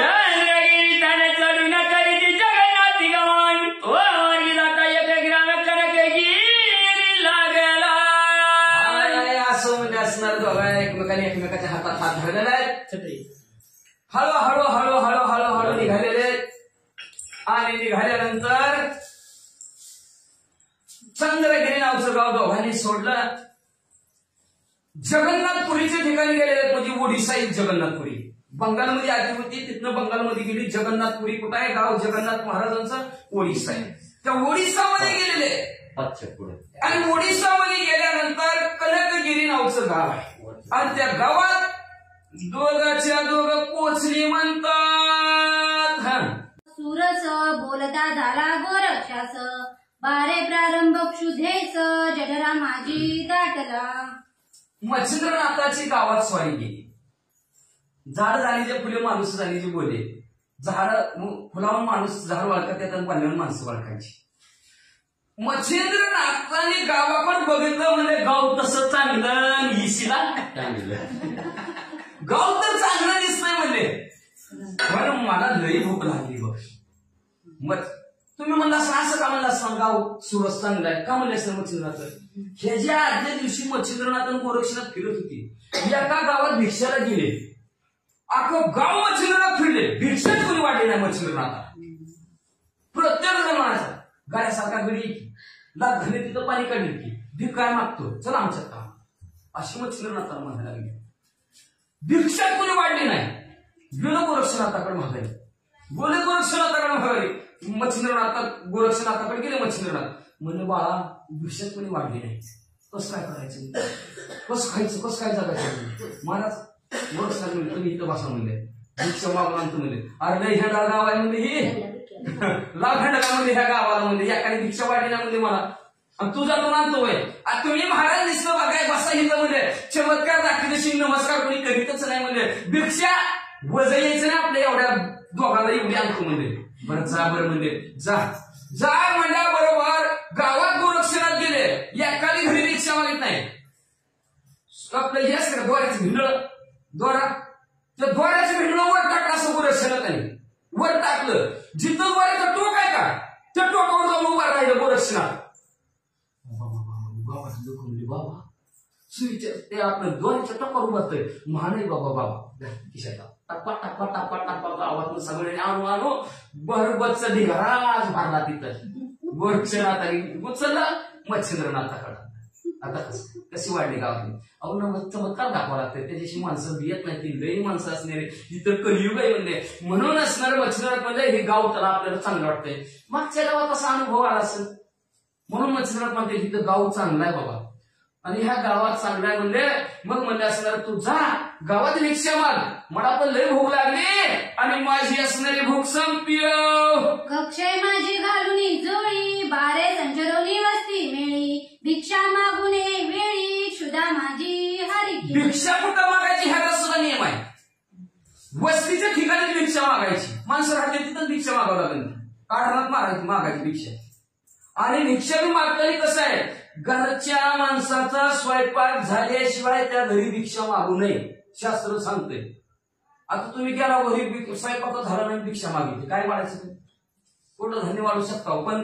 स्वयंपाक ही झालेला दिलं पाहिजे दान ते बी झालं पाहिजे नसणार पण माणसं नियम असतो भिक्षुकाचा की स्वयंपाक घरचा झाल्यानंतर थोडक्यात चूल शांत झाल्यावर भिक्षा मागाय असं शास्त्रात लिहिले मग मला असणार मग बाबा वस्तीचं ठिकाण बघ काखेमध्ये असणार झोळे अडकेव आणि गावात भिक्षा मागून लवकरात लवकर ये अवश्य म्हणून गोरक्षनाथ सत्वर झोळी कक्षे घेत संचरोनी कनक ग्रामात मागे घरी मग उर्वरेच्या आज्ञेशीर स्वामी गोरक्षनाथाने म्हणली काखेमध्ये झोळी अडकवली आणि झोळी अडकून म्हणले गावात शिरले आणि घरोघरी विकून अलग निरंजन भिक्षा वर्माय असा असणारा सवाल टाकायला सुरुवात केली भिक्षा मागता ती उद्देशी तव तो गेलाय का विप्रग्रहासी ते पाहते ते दिवशी पितृश्राद्ध मिरवले मला असणारा घरोघरी भिक्षा मागत आहेत आणि मागताना भिक्षा पोट भरलं परत भिक्षा मागायची नसती हा एक नियम आहे भिक्षुकाचा आपल्या गाडीवर वजच नाही काय अवघड आहे का परिस्थिती असं ज्याचं त्याचं असणार कलियुग आहे आपल्याला काय नाव ठेवायचे नाही ज्याचं त्याच्या धर्मानुसार चिमणी तिथं चारा देवाने दिले जगण्याचं साधन प्रत्येक जसं असेल तसं असेल पण भिक्षुकाचा नियम असतो पोटापुरतं मिळलं की बस मग एक दोन घरात जास्त मिळलं नसतं पोट भरलं नसतं नेमकं असणार आहे एका ब्राह्मणाच्या घरासमोर असणारी मच्छिंद्र गोरक्षनाथांची असणारी स्वारी गेली तिथं असणारा त्या ब्राह्मणाच्या घरी पितृश्राद्धाचा कार्यक्रम होतो श्राद्ध वर्ष श्राद्ध असेल किंवा मासिक असेल पितृश्राद्ध होता त्या श्राद्धाच्या दिवशी त्या ब्राह्मणाच्या घरी त्यांची स्वारी गेली विप्र करून या भोजन उपरी मागत्याचे देत असे अन्न ते संदेश गोरक्ष जाऊन अलक्ष आदे जलपद तसे मग असणार बघा कधी भिक्षा वाढायची घरचे सगळे असणारे जेवले ब्राह्मण मंडळी जेवण्यासाठी आपल्या भाषेत सांगा पितर जेवून गेले पितर जेवून गेल्यानंतर जी काय मागायला येते त्यांना दान देत होते ती घरची आणि तेवढी गोरक्षनाथाने त्यांच्या दारात उभा राहिले आणि अलग निरंजन भिक्षा वाढणं म्हणले तव त्या घरची नितंबिनी महाप्राज्ञिक स्वस्वरूपिणी क्षमा शांतीची लावण्य खाणी सर्व गुणी संपन्न पण त्या घरची असणारी नितंबिनी स्त्री कशी होती महाप्राज्ञिक अतिशय बुद्धिवान होती न्यायी होती स्वरूपाने अतिशय चांगली देखणी लावण्याची खाणी होती पण अंतःकरणाच्या ठिकाणी क्षमा शांती तिथे देवाची वस्ती क्षमा होती शांती होती आणि सर्व गुण संपन्न असणारी ती स्त्री होती मगाची बघा मगाची स्त्री कशी होती ना आताच का ग्रंथ करते 10-12 बाव्या झाल्या तेव्हा किती नावं ठेवली पण आता ह्या स्त्रीला अतिशय चांगली म्हणतात का काही चांगले असतात काही आपल्या हाताची बोटं सगळी सारखी नसतात पण सगळ्यांना सांभाळून न्यावं लागतंय नाहीतर एखादं कुठलं कमी झालं की म्हणून कसं का असं सांभाळून न्यावं लागतंय तर पंजा नाहीतर धनुष्यवान हाय का नाहीतर पुन्हा कमळ नाही कमळाचं जमलं तर घर काट फिराय मग दिवसभर घड्याळ म्हणून असणार एक जपून असणार बघा मगाशी एवढं नाव ठेवलं आता म्हणतात अतिशय सुंदर होती देखणी होती ज्ञानवंत होती गुणवान होती वाचा तिने पाहता गोरक्षनाथ भावी ती झाली चित्तात मने धन्य हे बाळ अतिता चांगुलपणी निर्वत असे गोरक्षनाथाकडे तिनं पाहिलं गरुड पुराण सांगते आलेल्या पाहुण्याकडे डोळं वाटारून जर बघितलं आताच करून दमले आलं खर्च असं जर पाहुण्याकडे बघून म्हणलं डोळं संपलं म्हणायचं पुढची म्हणूनच ना आलेल्या पाहुण्याकडे का तर अतिथी देव भाऊ पहिलं दरवाजा पाठायचं अतिथी देव भाऊ आलेला पाहुणा म्हणजे आपल्या इथं देवच आहे देव समजायचे त्यांना पण आता पाहुणा ती पाहुणाच पाहुणा कोणाला पाहतो येतो पाहतो आणि जातो, पण आताचा पाहुणा नाही, येतोय पाहतो तर त्या सोडून त्याची उदारी कर त्याची उदारी करून जातो निघून, ती का पाहुणा नाही. पाहुण्याला असणार अतिथी आलेला पाहुणा आहे, पाहुण्याला असणार त्याला पाहायला गेलं आणि पाहिल्याबरोबर म्हणजे असणार विजेसारखं असणार तेजस्वी बाळ अतिशय सुंदर देखणं आहे. प्रत्यक्ष माते भासे कैसा की बलार्क तनुचा उतरला की हरुणी चिकळेचे मांदुसा महिला उतरला. पाहायला गेलं तर किती सुंदर देखणं म्हणजे पाहायला गेलं तर वाटतं म्हणजे असणार की बालार्क तनुचा होतीला पुतळा, जसं लाल भड सकाळचा उगवलेला सूर्य असावा त्या सूर्याच्या गोळ्यानेच पूर्ण मुलगा तयार केला ते काय, किंवा म्हणजे असणार वीजच ह्याच्या अंगात ओतली की काय असा विजेसारखा तेजस्वी बाळ दिसतोय, म्हणजे कुठला एवढा भिक्षा मागायला बाळ. परिहातापसी योगी वरिष्ठ माते भासतो योगी हा श्रेष्ठ पूर्वीचा कोणी योग भ्रष्ट जगा माझी मिरवत. मला म्हणजे मला कोणीतरी महान योगी तपस्वी दिसत आहे, अंगावरचं तेज बघून तुम्ही म्हणसाल कसं काय, टिकरीवरचं वाघ बघितलं असेल कोणी कोणी आपल्या वयात, तर आता ज्यांनी बघितलं जावापासून जसं बघितलं तसं शेवटपर्यंत तसंच दिसत होतं.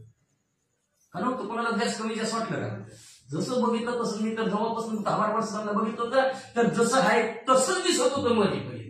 ह्याला तेजस्वी म्हणायचं, ह्याला योगी म्हणायचं, आणि असा योगी दिसतोय म्हणजे असणार. पण पूर्वीचा मागच्या जन्मी कोणतरी योगी भ्रष्ट असेल म्हणून आता असणारा भिक्षा मागायची त्याच्यावर वेळ आली असं तिच्या मनात आलं.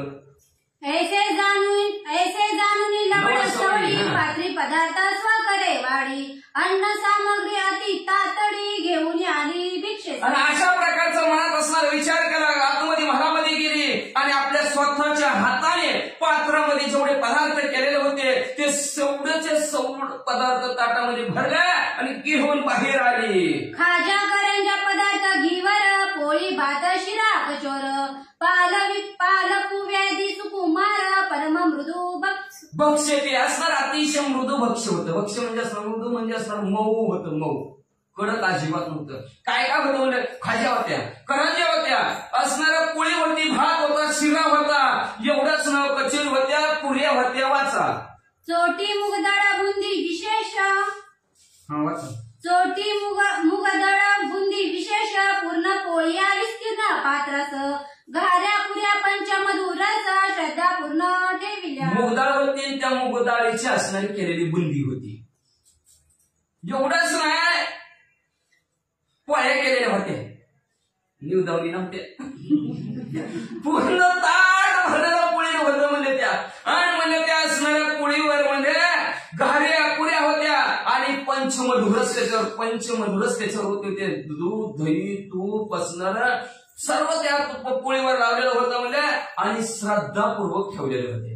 तसलं नाही मी करू का तू करू, स्वतःच्या हाताने ठेवले, दुसऱ्यावर मी समोर नाही. बरोबर आलाय वाढलं तेवढं स्वतः उठलेले जेवढे पदार्थ आहेत स्वतःच्या हाताने ताटामध्ये ठेवले. वाचा वड्या पात वड्या शाखा बहुत सौम्य मटकाचे द्रोण भरित कोशिंबिरी आंबेरा याचे बहुभात चटणी. वड्या होत्या, पात वड्या होत्या म्हणजे असणाऱ्या भरपूर प्रकारच्या भाज्या होत्या म्हणजे असणाऱ्या, मट्टा होतं म्हणजे द्रोण भरून असणारा होता म्हणजे, कोशिंबिरी होती म्हणजे आंब्याचं लोणचं सुद्धा होतं. अजून काय काय होतं वाचा.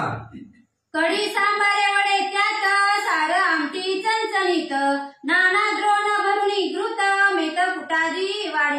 कढी होती, सांबार होतं, सांबारामध्ये वडे होतं म्हणजे आमटी, सगळ्यात सार कशाच असतं जेवणाचं, आमटी आहे का नाही, चणचणीत होती. म्हणून ह्याला जेवण कसं म्हणतात का, राजा जेवण म्हणतात. ही जर असलं जेवण असलं पुरणपोळीचं तर राजा जेवण. का तर पुरणपोळी आली की प्राजा कशी की भजी आलं, कुरवडी आलं, तूप आलं, गुळवणी आलं, हे सगळं आलं. तसं म्हणजे असणारं असं भवित ताट म्हणजे असणार वाढवतं म्हणजे त्याच्यात असणारं द्रोण भरून तूप सुद्धा होतं. एवढंच नाही, अनेक प्रकारच्या मिरच्याचं कुठलेलं अनेक असणाऱ्या प्रकार सुद्धा. बघा आपल्या ती श्राद्धाच्या कार्यक्रमाला किती पदार्थ करते ती, तसं सगळे पदार्थ एक सुद्धा घरात तिनं ठेवला नाही म्हणजे कमी पडेल त्यांना म्हणून. वाचा मध्यभागी ठेवली भात त्यावरी वरण कनक वर्णात तळी वडे पोखरे दह्यात घालून या वाढी. मध्यभागी असणारा भात ठेवला होता आणि भातावर म्हणजे त्याच्यावर कनक वर्ण, सोन्यासारखं पिवळं धमक वरण.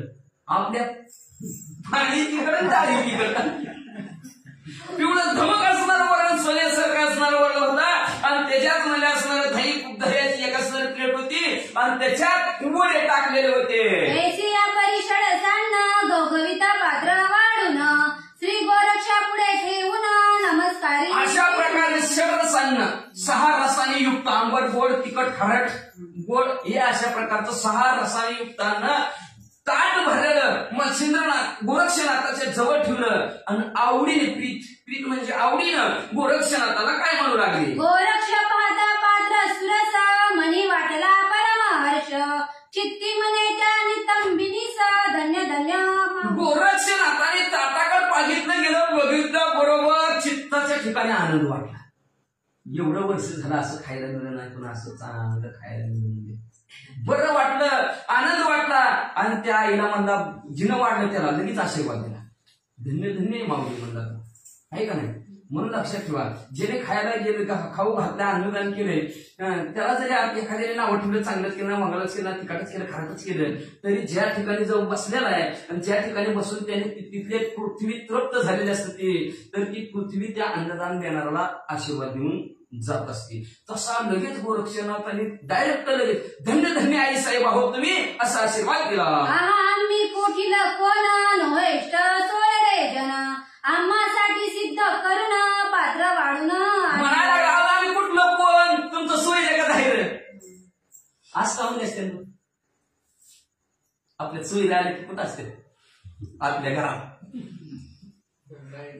आणि बाहेरची बाहेरच ती पाहुण्यात आतमध्ये त्यांना त्यांना हात राहायला बसरायला उठायला सगळं वेगळं 1-2 माणसं स्पेशल त्यांच्यासाठी आहे का. पंक्ती घेताय का इथं अजिबात नाही. गोरक्षण म्हणून तर म्हणले गोरक्षणात आम्ही तुमचं काय पाहुणं कसं घे का सोयीला म्हणजे तुमचं आम्ही कोणच लागत नव्हतं तरी आमच्यासाठी तुम्ही एवढं भलं मोठं ताट वाढून आणलं. पात्र पहा गवगवीत हे पात्र नव्हे यथार्थ शिवलिंगी शोभला भात पात्र शाळुका मिरवी. अहो काय तुम्ही ताट भरून आणलं हे ताट म्हणजे माझ्या जीवाला काय वाटायला लागलं माहितीये का म्हणजे असणार महादेवाची पिंड माझ्यासाठी तुम्ही महादेवच द्यायला लागला म्हणजे असणार.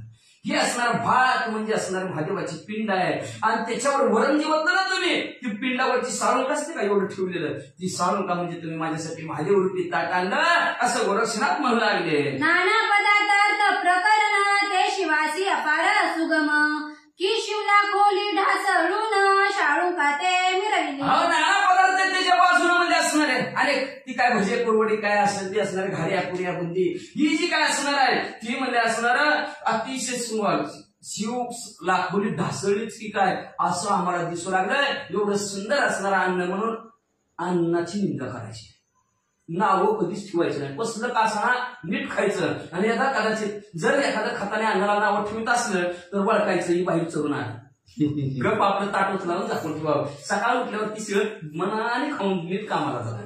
बरं म्हणजे असणार अन्न नाव ठेवायचं नाही का अन्न हे उदर भरणं अन्न हे केवळ ब्रह्म.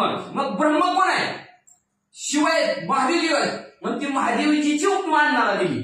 आपण काय म्हणतो खारटच केले आंबटच केले तिखटच केले असलं करीत असलं काय तसलं करायला काय झालं अन्नाला नाव ठेवायचं नाही. गोरक्षनाथ काय म्हणजे अन्न हे नवं केवळ उदरभरण ही पोट भरण अन्न नवं अन्न हे पूर्ण ब्रह्मजान हे ब्रह्मच आहे महादेवजीच आहे असं अन्नाकडे बघून गोरक्षनाथ असणाऱ्या त्या स्त्रीला म्हणू लागलेले आहेत की मग म्हणजे असणारा अतिशय सुंदर असणार अन्न तुम्ही आम्हाला दिलं. की प्रीती पाहता तो भात सकळ अन्नाचा प्रभू शोभत पात्र मैते प्रीतीने बहुत नाना पदार्थ आवडीनं त्या भाताकडे जर बघितलं तर भात म्हणजे अन्नाचा मालकच वाटू लागला म्हणजे ती राजाच वाटू लागला म्हणजे असणार आणि त्याच्या आजूबाजूचे असणाऱ्या सर्वचे सर्व असणारे पदार्थ आहेत ती त्याचं असणार सैन्य वाटू लागलं असं गोरक्षनाथ म्हणतात.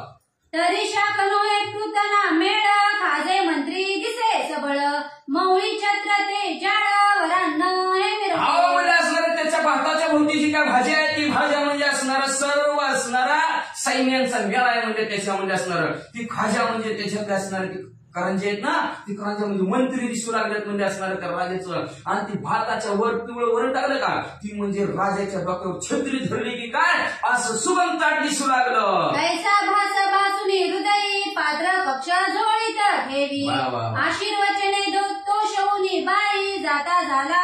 आणि अशा प्रकारे मनातल्या मनात ताटाविषयी अन्नाविषयी असणारं मनात त्यांच्या आलं ताट घेतलं झुळीत टाकलं आणि जाता जाता त्या महिलेला गोरक्षनाथाने आशीर्वाद दिला, बाई तुला काहीच कमी पडणार नाही. वाचा.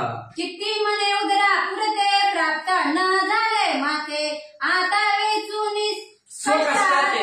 केवी हिंडावे घरोघरी. आहे का नाही बघा बघा, पोटाला मिळालं बस करा पण आशा अजून मिळावं काय मिळालं, काय जाते काही येत नाही, काही जात नाही, असू द्या.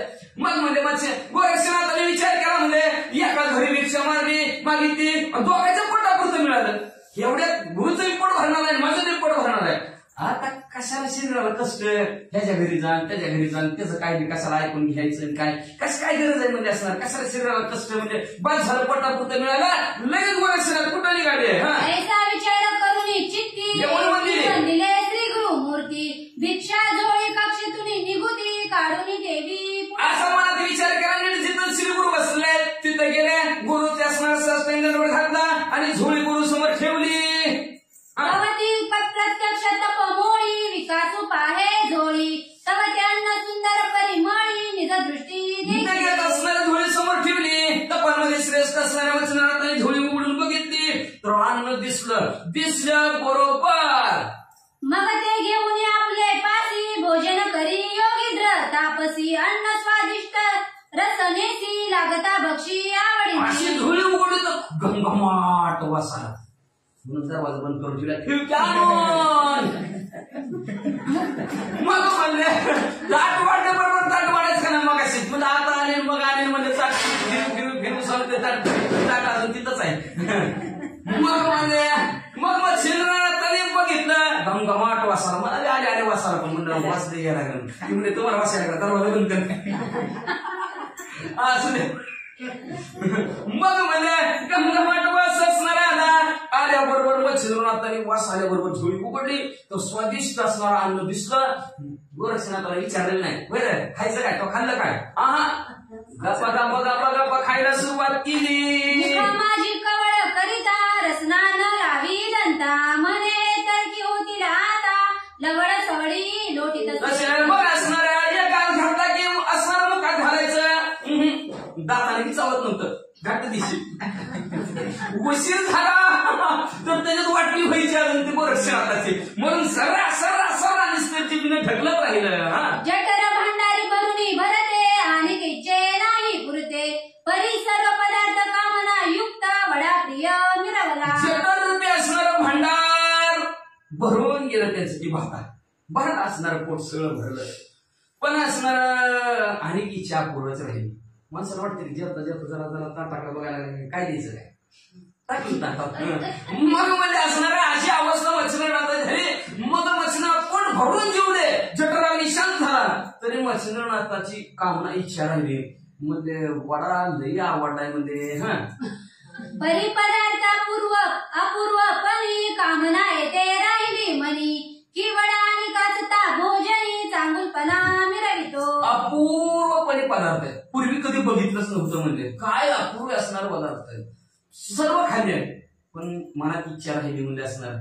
आणि एखादा जर वडा असता ताट भरून आणले ती म्हणते पण भरपूर आणल्यात म्हणजे असणार, म्हणजे पण एक वडा असता तर लई बरे वाटलं असतं असं म्हणतात. चित्ती कल्पना आणून पाहता झाला गोरक्ष वदन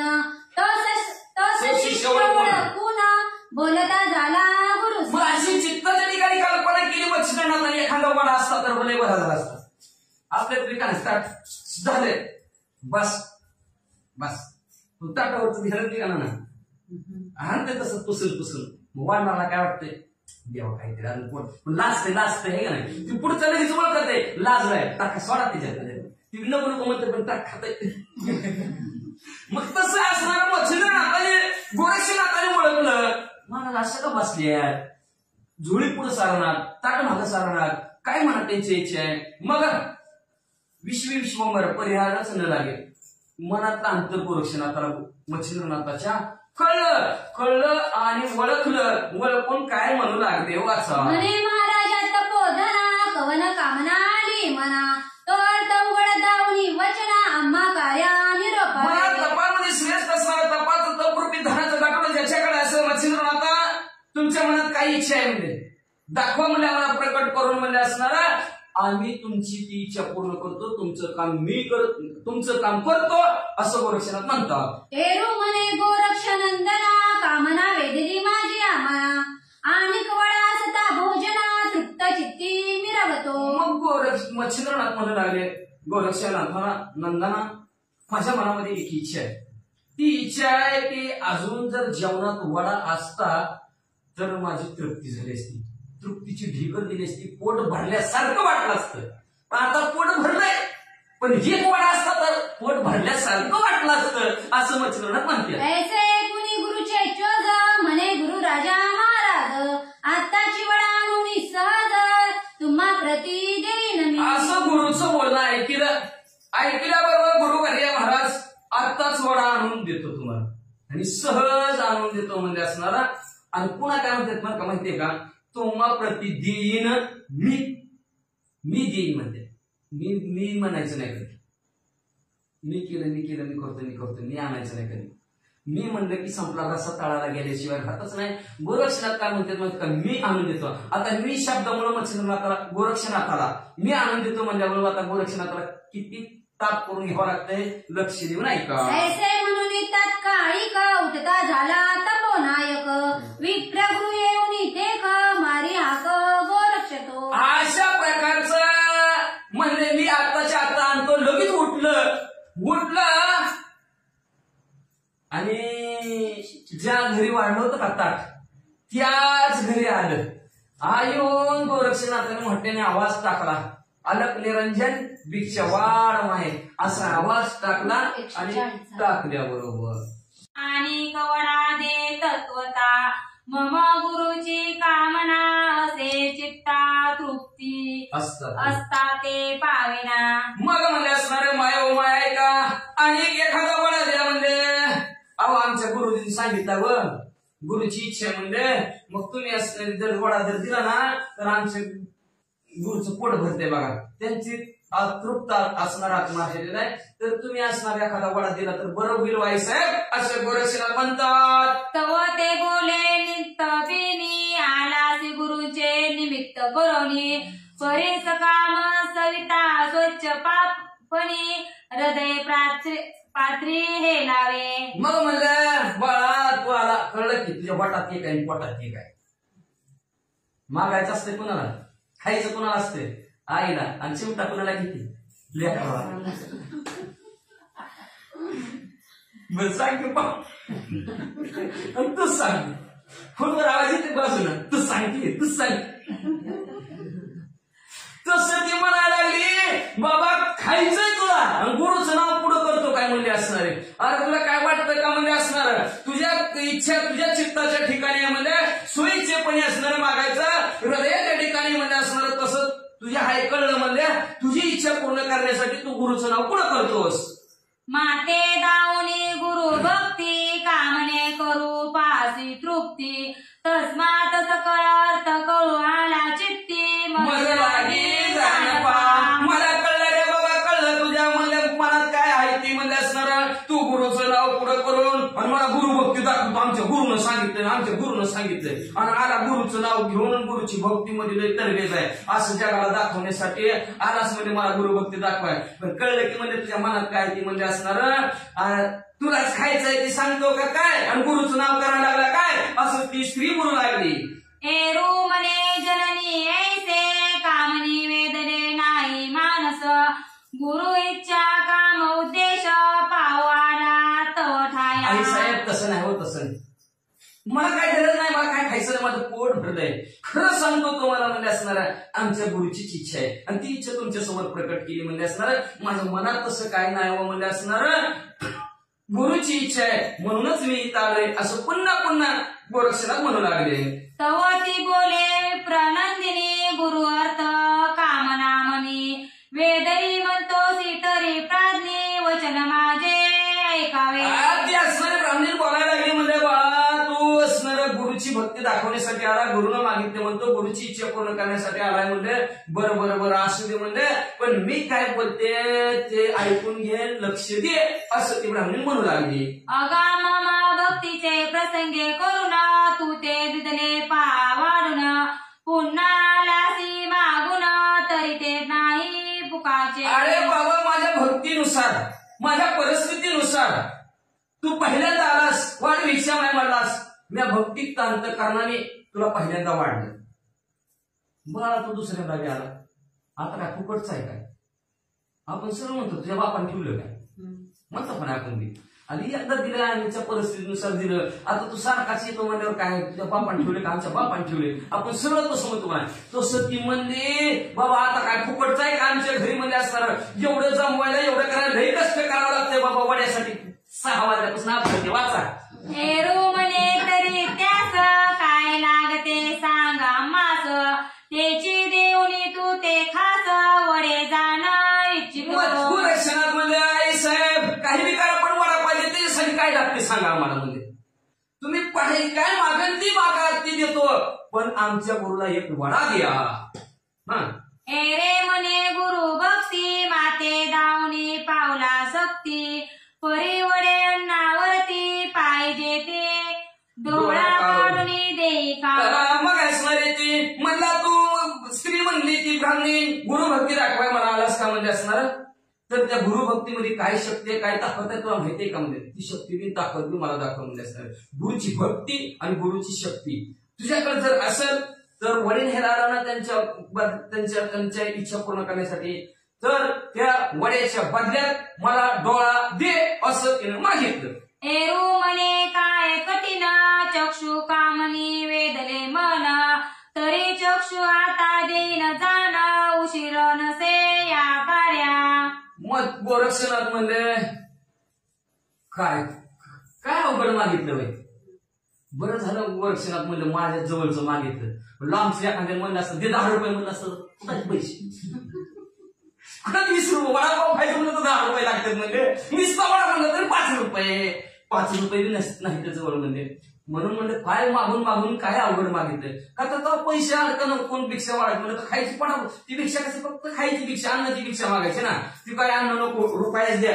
आता सगळे हात बसणारे नोट अगं त्याच्या चिल्लर बी नको नोटच पाहिजे तसली भानगड नाही ना. मग असणार रक्षणात म्हणू लागलेलं आहे काहीच अवघड मागितलं नाही म्हणले. तू अवघड आहे का म्हणजे हे डोळा मागितलाय आणि डोळाला काय मला का कुणाला पैसे द्यायचे का काय म्हणले? निस्ता असणार तर्जनी असं काय माझ्या डोळ्यावर तुझं लक्ष केलं म्हणलं दिसतं. चक्षु आत्ताच्या आत्ता तुला देतो माझा डोळा उशीरच लावत नाही.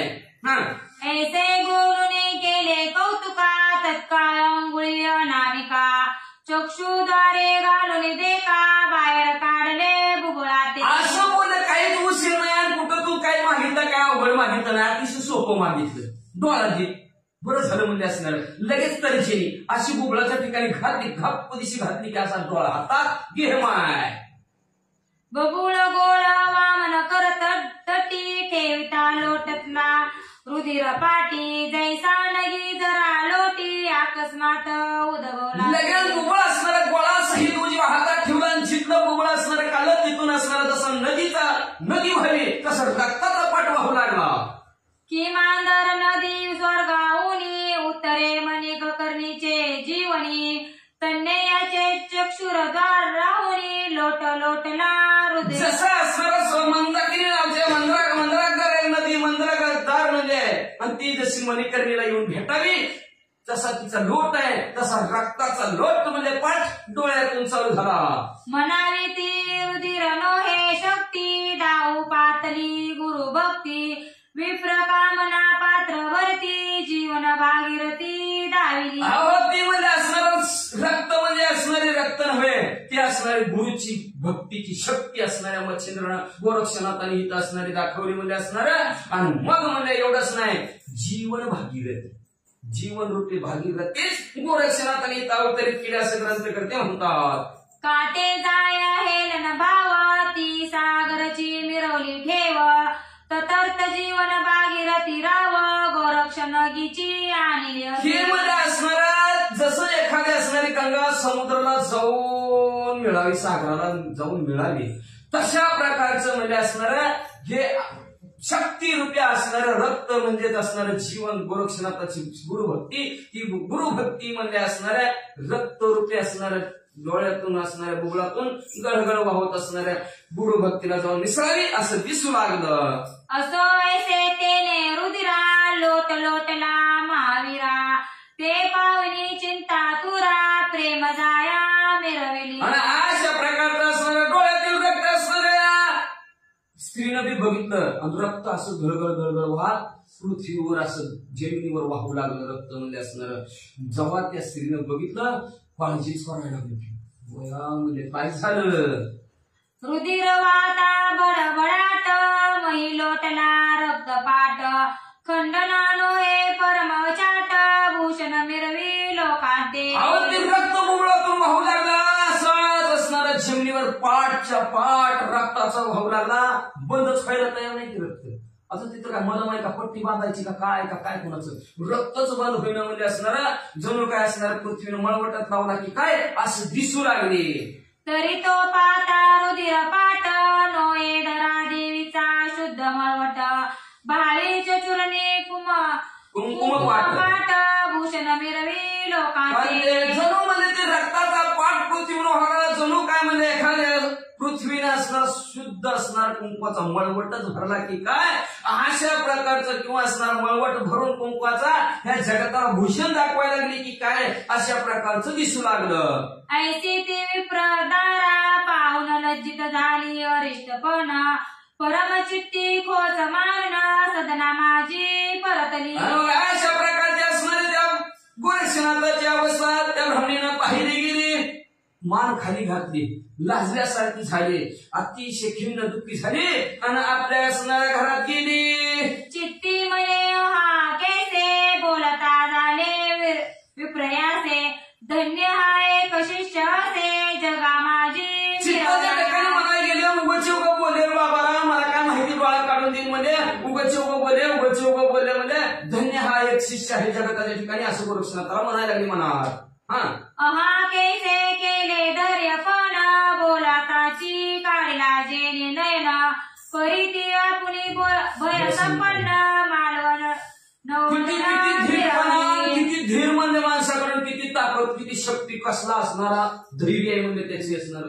डोळा काढून द्या म्हणाल की डोळा काढून दिला आपल्या रुपया काढून देत नाही माणसं पोपटचा इकडून तिकडून चोरून आणले अवघड परिस्थिती.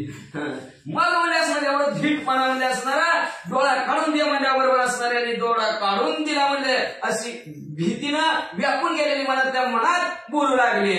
मग वडे घेऊन 7 5 देव पातली लगबगे साच पुढे ठेवून व देवाचे एकार्थ करी भावार्थ. मग घरात गेली घरात पुन्हा असणार ताट घेतलं ताटात वडे घेतले वडे गोरक्षनाथाच्या समोर ठेवले आणि एक भावाने घे बाबा मनात काय आणू नको.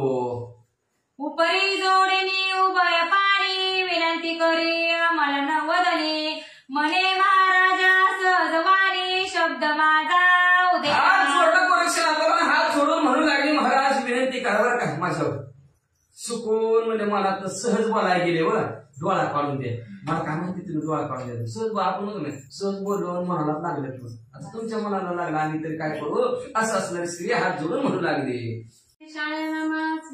सरस्वती नमः श्री नवनाथाय नमो नमः. परी उदय होता न लाविता वेळ तुम्ही बाहेर काढले भूगोळ परी मम अन्याय शब्द केवळ क्षमा पात्री अहो माझ्या तोंडात निघलं डोळा दे आणि तुम्ही लगेच डोळा काढून दिला म्हणजे असणार. मला माझ्याकडे अपराध झाला माझ्याकडून अन्याय झाला सहज निघलं मुखातनं काय करणार मी तरी म्हणजे असणार मला माफ करा असे हात जोडून बोलू लागले.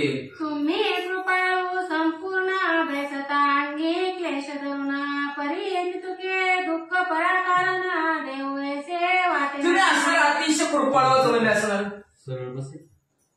तुम्ही म्हणजे असणारे अतिशय कृपाळवत म्हणजे एवढंच नाही संतांची युक्ती धेकस्तविती परोपकारासाठी तुमचं स्वतःचा ध्येय तुम्ही असणारं संकटात घालता पण पुढच्या सुखी करता अशा प्रकारचं तुम्ही संत आहोत असं गोरक्षनाथाला म्हणू लागल्या.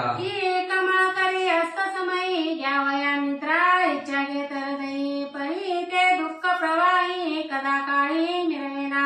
अहो कमळ असणं सूर्य मावळला की ते असणार मिटतं त्याला वाटतं झोप घ्या पण म्हणजे असणार त्याच्या आतमध्ये जी काय भुंगा असतो त्याला दुःख द्यावं असं वाटतं का? त्याला दुःख द्यावं कधीच वाटत नाही. शेवटी आपण पावनी मरण पराते कळिके सुखो पुन्हा राहे तन्यायी करुणा तुम्ही संत. मग त्याच्यातला भुंगा असतो, भुंगा त्या कमळाच्या आतमध्ये तसाच झोपतो. कमळ मिटलं की अहो त्या भुंग्यात किती ताकद आहे बघताव का आपण? वाळलेली लाकडं पुरतडते भुंगा फुकुटा काढते आपण बघताव घरातलं. आणि कमळाचं पाकळी किती कोमल असते, अजिबात पुरतडत नाही. स्वतः दुःखी होतो पण दुसऱ्याला दुःख देत नाही. असे तुम्ही संत आहोत म्हणजे मग पुढं उपरी बोले गोरक्षनाथ तू किमार्थ झालीस भयभीत वडे अन्न तत्प्राप्त्यात चक्षु दिला म्या फुला. गोरक्षनाथ म्हणजे आहे साहेब, तुम्ही कशाला घाबरायला लागला म्हणजे असणार? काय घाबरायचं कारण आहे? मी वडा मागितला, वड्याच्या बदल्यात तुम्ही डोळा मागितला, तुम्ही वडा दिला, मी डोळा दिला, पिंटा नाही मिळतो. वाचा तरी तू भयभीत न होई सकळ स्वकर्माचे विराजे बुबुळ एरी म्हणे तपस्वी स्नेहा कृपा करी मद. तू घाबरूच नको म्हणजे काय सुद्धा असणार. हो की माझ्या हातात बघून घेऊन टाक तुला म्हणजे काय करायचं ते कर म्हणजे. घाबरू नको, काय चित्ताच्या ठिकाणी असणार, काय आडवू नको, काय नको. मग ती काय म्हणली महाराज मला म्हणजे तुमच्या काय करायचं म्हणजे डोळ्याला आधी मागितलं ना म्हणजे डोळ्याला काय करायचं? हो काही तुमचा डोळा घेऊन जावा पण मला क्षमा करा. तुके घेऊन माके दान भुबा सहित नेजे अन्न आपुले कार्य संपादून क्षमा वाढी अमृते. मग मला महाराज बघा इतकं माझं दान आहे म्हणजे त्याचा स्वीकार करा.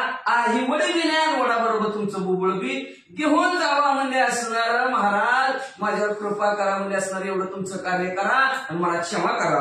ऐसे कुणी गोरक्षनाथ म्हणे सुन होई भयभीत बुबळास वडे अन्नाते घेऊन या. गोरक्षनाथ म्हणजे तुम्ही घाबरू नका, आई साहेब म्हणजे बुबळ सहित वड्याने घेऊन जातो. चक्षुची आवडोनी पदर जाऊन उभा राहिला गुरु समोर वाचे बोले नम्रोत्तर इच्छा पूर्ण करा. लगेच म्हणजे जिथला डोळा काढलेला बुबळ काढलं होतं तिथं असणार उपरण होतं, ते उपरण असं धरला, गुरु समोर गेले, गुरु समोर असणारा वडा ठेवला. महाराज जेवा परीत कनवाळू मच्छिंद्रनाथ शिष्याचे मुखपात तवसद पदर चक्षुवरते घेऊन या. पण ते असणार अतिशय प्रेमळ असणार. मच्छिंद्रनाथाने गोरक्षनाथाच्या चेहऱ्याकडे खायच्या आधी चेहऱ्याकडे बघितलं तर चेहऱ्यावर म्हणजे असणारा पदर धरलेला दिसला. ते पाहुणे चक्षु वसना म्हणे चक्षु दांकिला केळी वसने रो म्हणे उगेच करुण चक्षु वसने धरी. मच्छिंद्रनाथाने बघितलं. मच्छिंद्रनाथाने विचारलं बाळा डोळ्यावर पदर काय घेतला? मनात कल्पी गोरक्षनाथ जरी मी आटे करी श्रुत तरी धिकारुणी वडे अन्ना सहित दुःख प्रवाही निर्वे. मग गोरक्षनाथाने मनात विचार केला म्हणजे जर मी जर ह्याला खरं जर सांगितलं तर मी वडे खाणारच नाही. कशाला अंधर असण्याच्या घरचं देण करून तिला म्हणते धिक्कार करते म्हणजे मग असणार दुःख वाटल ना त्यांना. एक इच्छा केली ह्याचे त्यांनी पूर्ण झालं नाही म्हणून दुःख वाटल. पुढं जैसा श्रवणाचा अंतकाळ एकता नसे ती रद्दते ते जळ तन्याय येते केवळ दुःख सरिता. जसं श्रावण काळ संपला असं त्याच्या आई वडिलांनी ऐकलं, पाणी सुद्धा दशरथराजाच्या हातलं पिलं नव्हतं. तसं म्हणजे त्यांनी जर ऐकलं माझ्या डोळ्याला असं झालंय तर ते पाणी खाणार नाहीत, मग ते वडे खाणार नाहीत म्हणजे मग जसं ते श्रावण बाळाच्या आई वडिलांना दुःख झालं तसं ह्याला दुःख होईल. म्हणून पुसता गुरुनी वचन बोले श्री गुरु ते गोप्य तरुणा सहज स्थिती चक्षु वशना धरले असे. म्हणून विचार तुम्ही माझं खोटं का बोललं? गुरुचं अंतकरण दुखावतंय म्हणून खोटं बोलले. खोटं का बोलत? गुरुचं अंतकरण दुखावलं. मग म्हणजे असणारा जर आपण हिंद जर असणारा खरं सांगावा तर गुरु जेवायचे नाही, दुःख होईल त्यांना. म्हणून गपचीप ठेवलं म्हणजे उगच धरलंय बघा. एरू म्हणे बा मुख कमळा प्रत्यक्ष पाहू दे माझे डोळा. एरू म्हणे गुरु स्नेहा भोजन झालिया राखवी. गोरख मच्छिंद्रनाथ मध्ये बाळा आधी तुझं असणार मला डोळा बघू दे, चेहरा बघू दे. काय झाले तुझ्या डोळ्यावर? कुठं फटाला काय झाडाचा कुठं फटकारा लागला का? कुठं काय खडा गेला का? काय झालं? तुझ्या आधी डोळ्याला बघू दे. प्रेमळ शब्दाने आणि प्रेमळ शिष्य गोरक्षनाथ म्हणजे महाराज आधी जेवण मग दाखवतो. मी तो असता सहज स्थिती की उपरी उगलाचा नयन के उगत गती ठणका उठला चक्षु प्रती आला की काय कळे. काय महाराज म्हणले चालू सहज चालता चालता उगच उघड डोळ्यात कशाने ठाणका उठलाय काय ते म्हणले काय कळणाच म्हणले म्हणून पदर धरलाय. तरी ते डावणे चक्षुद्वार परम दिशेला पवित्र केळस बाधीला भोजनोत्तर चक्षु पावा अहो तुम्हाला जर मागे असणारा डोळा जर दाखवला काय झाले काय की म्हणले ते असणार डोळ्यातून घाणच यायला लागले म्हणजे महाराज. आणि तुम्ही जर ते माझ्या डोळ्यातून घाण आलेली बघितले ना तुम्हाला किळस येईल म्हणजे. आणि किळस आल्यावर तुम्ही काय जेवणार का म्हणजे जेवायचं नाव म्हणजे मग एरू म्हणे बाण गडे ते आधी पाहून तव मुखाच नंतर सारू भोजनाच दुःख तुझे हरलिया. मच्छीधरात म्हणलं तसं नाही रे बाळा म्हणले तसं अजिबात घडणार नाही. आधी तुझं असणारा डोळा बघू दे, आधी तुझं असणारा चेहरा मला बघू दे, आधी तुझं असणारं दुःख मला सारू दे आणि मगच मग म्हणले आम्ही जीवू. जरी तू करीसी अनुमान तरी प्रत्यक्ष गोमांस समान मानी नाही अन्न निश्चित जाण चक्षु आधी दाविका. बाळा तुला जर असणारा डोळा दाखवण्यासाठी चेहरा दाखवण्यासाठी जर अनुमान केला आणि मी तसंच असणार हे जर वडे जर तुझे जर खाल्ले तर गाईचं मांस खाल्लेलं पाप मला लागलं. म्हणून तुझा आधी डोळा दाखव मग जेवतो असं निर्वाण वचन गोरक्ष बोले कारण की मागू गेले वडे अन्न कथा झाली ते. अशा प्रकारे निर्वाणीचे शब्द मच्छिंद्रनाथाचं गोरक्षनाथाने ऐकलं बरोबर वडे आणाय गेलं जी ती स्त्री म्हटली ते वडे डोळा दे ती सगळी कथा सांगितली. जया घरी वडे अन्न ते तिला सद्दिकी आहे कामिना तिनेची प्रथम दिले अन्न मागून गेलो. महाराज ऐका ज्या घरातून आपल्याला वडे मागायला गेलो होतो तिथे असणारी स्त्री अतिशय सुंदर ज्ञानवान गुणवान होती म्हणजे असणारे सद्भक्ती तिच्या अंतःकरणाच्या ठिकाणी होती. तिने सद्भक्तीनं पहिल्यांदा आपल्याला दिलं होतं दुसऱ्यांदा तिच्या घरी मागायला गेलो. तुमची इच्छा काम गाऊन म्या मागितले वडे अन्न तव ती बोलली मज कारण गुरुभक्त म्हणली. तुमची इच्छा मनात धरून तिच्याच घरात जवळ असणार झालं भिक्षावान माय म्हणलं असणार. पण ती मला म्हणली कुठं आला सर गुरु भक्ती दाखवणारा तुलाच खायच्या तर गुरुचं नाव कुठं करतो का. तरी तू कारुणी देई डोळा मग वडे देईन बाय से बोलता तर्जनी गुगुळा लोकुनिया काढले. मग म्हणले तुला वडे देते त्याच्या बदल्यात डोळा दे असं म्हणल्याबरोबर लगेच तर्जनी डोळ्यात घातली गुगळा सहित डोळा तिच्या हातात ठेवला. तरी हा अन्याय घालून कोटी माते करावी कृपा दृष्टी से कथा तपोजटी परमचित्ती. अशा प्रकारचा माझ्याकडून अन्याय झाला महाराज तर मला असणारी क्षमा करावी गोरक्षनाथ मच्छिंद्रनाथाला म्हणतात माझ्यावर कृपा करा. अशा प्रकारचं म्हणल्या बरोबर मच्छिंद्रनाथाला आनंद वाटला. पुढं मग चक्षुद्वार हुनी वसना हस्ते काढी मच्छिंद्रनंदना रुधिर प्रवाह अति दारुण चक्षुद्वारा. मग लगेच मच्छिंद्रनाथाने उठले स्वतः गोरक्षनाथाच्या डोळ्याला धरलेला असणारा जी काय पदर होता तो बाजूला काढला तर डोळ्यात नसणाऱ्या त्या भोवळातनं घळघळ व्यक्त होत असलेलं दिसलं. मग बोले मच्छिंद्र त्याते भूगोळ कोटे सांग माते रू काढुनी स्वहस्ते गुरुनाथा. मच्छिंद्रनाथ म्हणले बाबा ती भूगोळ कुठं आहे लगेच असणाऱ्या हातात समोर हो का हे भूगोळ. मग तो प्रतापी योग द्रुम मंत्र संजीवनी आराधोनी नेम सहिता तेज भूगोळाधामी मंत्र प्रयोगी. भस्माची मोठी काढी मच्छिंद्रनाथाने त्याच्यावर म्हणजे संजीवनी नावचं असणारा मंत्र म्हणलं गेले असणार सूर्याचाही मंत्र म्हणले गेले भस्माची मोठी हा पूर्ण मंत्राचा होता पाठ भूगोळ संचरले चक्षु कपाट माग पूर्व स्थिती उनी अचाट तेजा लागी परिपूर्ण असणारा मंत्र झाल्याबरोबर भस्माची मोठी डोळ्यावर टाकली गेली. डोळा असणारा चिड उडावा तसा तीन दिशा हातातनं डोळा भूगोळ उडला आणि जिथं होतं तिथं जाऊन जशाच्या तसे बसलं. पहिल्यापेक्षा जास्त गोरक्षनाथाला दिसू लागलं जास्त. आणखी घेऊन गोरक्षनाथ स्वकडे मुख कुवाळीत म्हणे धन्य धन्य बाबईत तुझी एक. लगेच जोडणे मच्छिंद्रनाथाने गोरक्षनाथाला आपल्या मांडीवर घेतला अंजारला बोंजारला म्हणजे त्या जगताच्या ठिकाणी सत्शिष्य कोण असेल तर तूच एक आहेस. मग त्याची घेऊन अंकावरी सच्चिच्छा भोजन करी परी धैर्य शक्तीची अपार लहरी मच्छिंद्र देई निर्वत मग लगेच मच्छिंद्रनाथाने गोरक्षनाथाला बरोबर घेतलं गेलं, मांडीवर घेऊन म्हणजे दोघांनी असणारं जेवण केलं, ते भोजन सारलं आणि धैर्य रूपी असणारी जी काही शक्ती आहे ती शक्तीची लहर अंतःकरणाच्या ठिकाणातून असणारी बाजूला हळूहळू मच्छिंद्रनाथाची येऊ लागली. मच्छिंद्रनाथाने काय केलं? झाली या सांग पांग भोजन गोरक्षाशी बोले मच्छिंद्र गान बारे तव भक्ती पाहून परमचित्ती संतोषले. भोजन झालं, सगळं जेवण संपलं, दोघं गप्पा मारीत बसली. गप्पा मारता मारता म्हणले मच्छिंद्रनाथ गोरक्षनाथाला म्हणू लागले, तुझी भक्ती पाहिली आणि तुझी भक्ती पाहून माझ्या चित्ताच्या ठिकाणी अतिशय आनंद वाटला. आता आनंदाच्या भरावर तरी मग पाशीचे विद्याधन हृदय साठे ठेवून मग अस्त्र विद्या दत्तात्रेय देणे सकळ तुझे निरोपीन. म्हणजे माझ्याजवळ जी काय असणार विद्यारूपी जी काय धनाचं गाठोड आहे हृदयाच्या ठिकाणी माझ्या, आणि ते असणार तुझ्या आता हृदयात साठवून ठेव. मी तुला विद्या सांगणार, शिकवणार, ती विद्या असणार तू हृदयाच्या ठिकाणी साठवून ठेव. आणि दत्तात्रेय महाराज रूपी असणारे माझ्याकडून आले अस्त्र शस्त्र विद्या तुला सगळं सांगतो, ती लक्ष देऊन घे.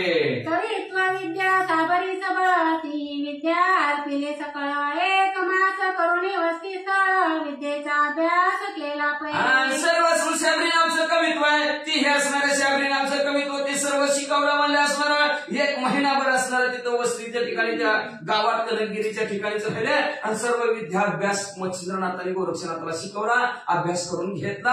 आता एक मंत्र राहिलाय, ती मंत्र शिकवताना ती म्हणतात आता 10 वाजून गेले म्हणजे बळी खायचे, म्हणजे मंत्र आता सांगितलं उद्या सांगतो, उद्या मन बरं का वाचा. आता निरूपण पुढले असे आई दोन्ही नंदन मालू सांगेल श्रोत्या कारण नरहरी प्रसादे करुनिया. असं म्हणजे आता ते पुढचं निरूपण आहे, कसं विद्याकार शिकवतात आणि कसं विद्याचा पाठ कसा करायचा असतो, गुरुनं शिकवलेलं कसा पाठ करायचा असतो. अभ्यास कशाला म्हणतात ते कळलं ना माणसाला.